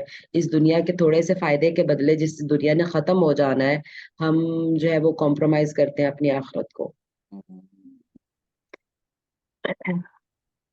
صحیح تو بات ہے. اور یہ بہت سیریس میٹر ہے، یہ اللہ تعالیٰ نے فرض کی ہیں چیزیں. یہ آپشنل نہیں ہے اس طرح سے ڈسٹریبیوشنز کرنا. آپشنل نہیں ہے بالکل. اور جو پتہ چلتا جا رہا ہے تو آگے بھی سب کو بتاتے ضرور ہاں جائیں، ہاں چاہے بالکل. کوئی نہ کرے لیکن علم ضرور. ہاں مطلب جہالت تو ختم ہوا ایٹ لیسٹ، بالکل. ہوں اور یہ جو آنکھ کر دینے کا تصور ہے، بالکل ہوں غلط ہے اسلام میں. اس کو کوئی ہوں ہمیں رائٹ نہیں پہنچتا. اور اگر کوئی زیادہ بیٹا بیٹی زیادہ خدمت کر رہے ہیں تو ان کو زیادہ دے جائیں، یہ بھی بالکل ناجائز ہے. اور وہ ہوں خدمت کر رہے ہیں تو اللہ کے یہاں زیادہ اجر لیں گے. جائیداد میں سے کمی بیشی ہوں نہیں کر سکتے. اچھا تو یہ آیت پوری کر لیتے ہیں آگے. یہاں تک تو ہو گیا نا کہ اگر وہ بہنیں زیادہ ہوں تو ان کے لیے ہوں 2/3 ان کو ملے گا. ٹھیک ہے. وَإِن ہوں كَانُوا إِخْوَةً رِجَالًا وَنِسَاءً، جیسے ابھی میں نے بتا دیا ویسے یہ بھی کہ اگر وہ، اب نہ اوپر باپ ہے نہ نیچے بیٹا ہے، ٹھیک ہے، کچھ بھی نہیں ہے، نہ اولاد نہ ماں باپ، اور بہن بھائی مکسڈ ہیں. وَإِن كَانُوا إِخْوَةً رِجَالًا وَنِسَاءً، اگر وہ مکس ہوں، ٹھیک ہے، یعنی عورتیں بھی ہیں اس میں اور مرد بھی ہیں، یعنی بہن ہوں بھائی بھی ہیں، مکسڈ ہیں، تو پھر کیا ہوگا؟ فَلِلذَّكَرِ مِثْلُ حَظِّ الْأُنثَيَيْنِ، پھر اسی جو مناسبت سے ایک بھائی کو بہنوں سے ڈبل ملے گا. ٹھیک ہے. ہوں اسی حساب سے جیسے اگر بیٹا بیٹی بھی ہوتے ہیں نا تو ان کو اسی حساب سے ملتا ہے، اور یہ بہن بھائی ہیں تو پھر ان کو بھی اسی حساب سے ملے گا. ٹھیک ہے. صحیح. ٹھیک ٹھیک ہاں. ٹھیک. یبین اللہ لکم، اللہ تعالیٰ تمہارے لیے بیان کرتا ہے، ان تضلوا، کہ ایسا نہ ہو کہ تم گمراہ ہو جاؤ، تمہیں پتہ ہی نہ ہو چیزیں اور تم گمراہ ہو جاؤ. سبحان اللہ.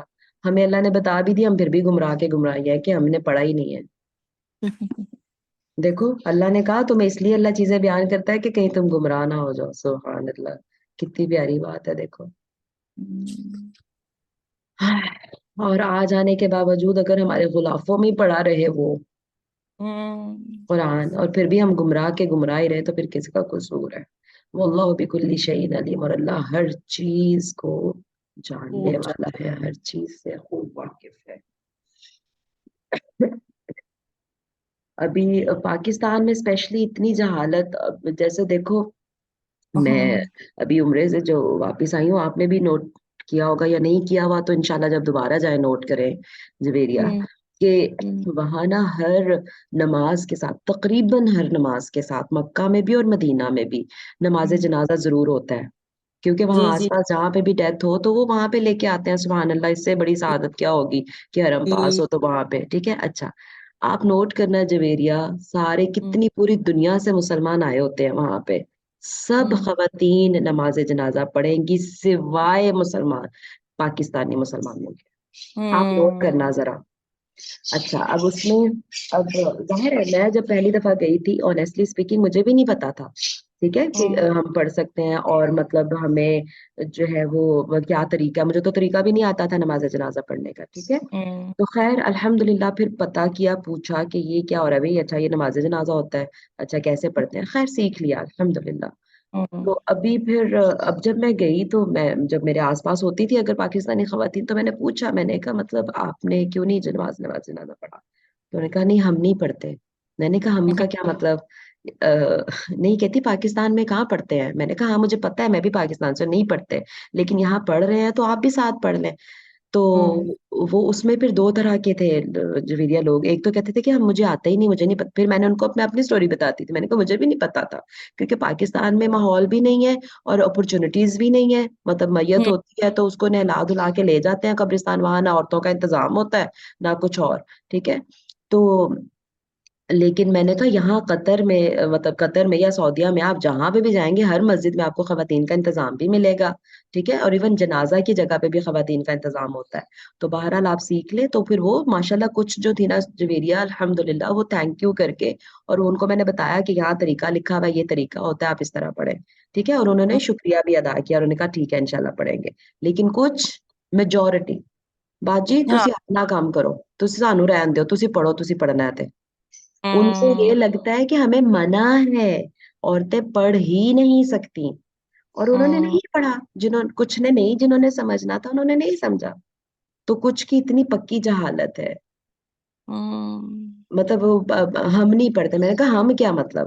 نہیں پاکستان میں نہیں پڑھتے. تو میں نے کہا پاکستان میں کوئی الگ نبی آئے تھے، پاکستان میں کوئی الگ اسلام ہے، پاکستان کا الگ قرآن ہے، الگ حدیث ہے.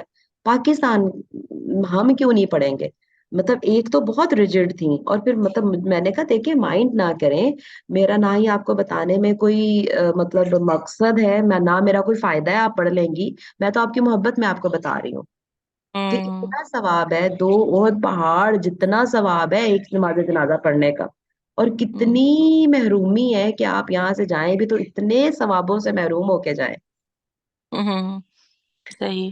بہرحال بہت پاکستان میں اسپیشلی بہت جہالت میں ہے، کیونکہ دیکھو پوری دنیا سے مسلمان آ رہے ہیں جویریہ، کوئی نہیں کہہ رہا کہ نہیں ہم نہیں پڑھتے. صحیح یار بات. صحیح بات. ہم وہ کنویں کے مینڈک کی طرح ہیں، بس ہم ادھر ہی ہیں، ہمیں ادھر ہی پتا ہے، نہ ہم باہر نکلے نہ ہمیں پتا. اور ہم نے نہ خود کوشش کی، اور بس وہی ہمارا ذہن بند ہے ادھر کا ادھر ہی جتنا ہمیں بتایا گیا. اور کوئی نیشنلٹی کا ایسے نہیں کہتا جویریہ جیسے ہم کہتے ہیں. یہ نہیں کہتا، بہت فرق ہے. کیا مطلب ہے پھر اس کا؟ کتنے بند ذہن ہیں ہم لوگوں کے. اللہ تعالیٰ بس توفیق دے کہ ہم نہ اس علم کو پھیلائیں آگے.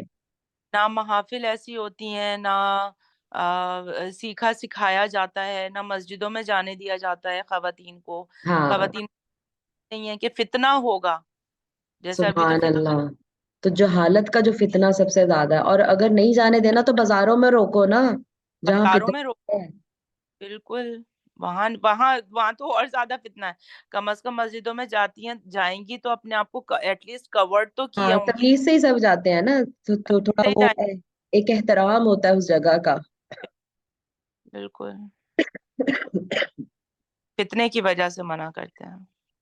اور بس جو ہے بس یہی ہے کہ اللہ تعالیٰ ہمیں توفیق دے اور دل دماغ ہمارے کھول لے کہ ہم پھیلا پائیں بات. تو میں تو سبحان بچوں کو بھی اسکول میں نا ضرور اس طرح کی ان سے باتیں ڈسکس کرتی ہوں. میں نے یہ ضرور بچوں سے آ کے ڈسکس کیا. میں نے کہا آپ دیکھ لیں، اور آپ، میں نے بچوں سے بھی کہا، میں نے کہا آپ جائیں، پاکستانی بچے ہیں آپ لوگ ماشاءاللہ، آپ جائیں اور نوٹس کریں کہ پاکستانیوں کا کیا ایٹیٹیوڈ اور باقیوں کا ایٹیٹیوڈ کیا ہے. اور پھر آپ کو اندازہ ہوگا کہ آپ کو کتنا کام کرنا ہے ابھی بچوں کو. مطلب ظاہر اگلی نسلیں ہیں نا ہماری، تو انشاءاللہ آہستہ آہستہ ہی چلو یہ جہالت ختم ہو ہماری. چلیں ٹھیک ہے، انشاءاللہ 7:30 ہو گئے، وائنڈ اپ کریں. اور کچھ کہنا ہے جویریہ؟ تو ورنہ پھر وائنڈ اپ کریں دعا پڑھ کے. بہنوں سے پوچھ لیں اگر کوئی کچھ ایڈ کرنا چاہ رہا ہے، کوئی کہنا چاہ رہا ہے، کچھ بتانا چاہ رہا ہے، ورنہ تو پھر وائنڈ اپ کرتے ہیں انشاءاللہ.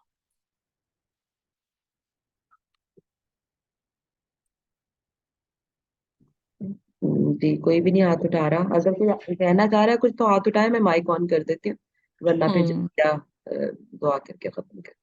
جی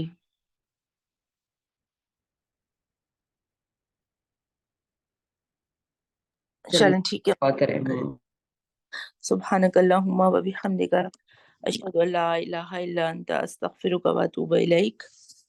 ربنا تقبل منا إنك أنت السميع العليم وتب علينا إنك أنت التواب الرحيم. آمين يا رب العالمين.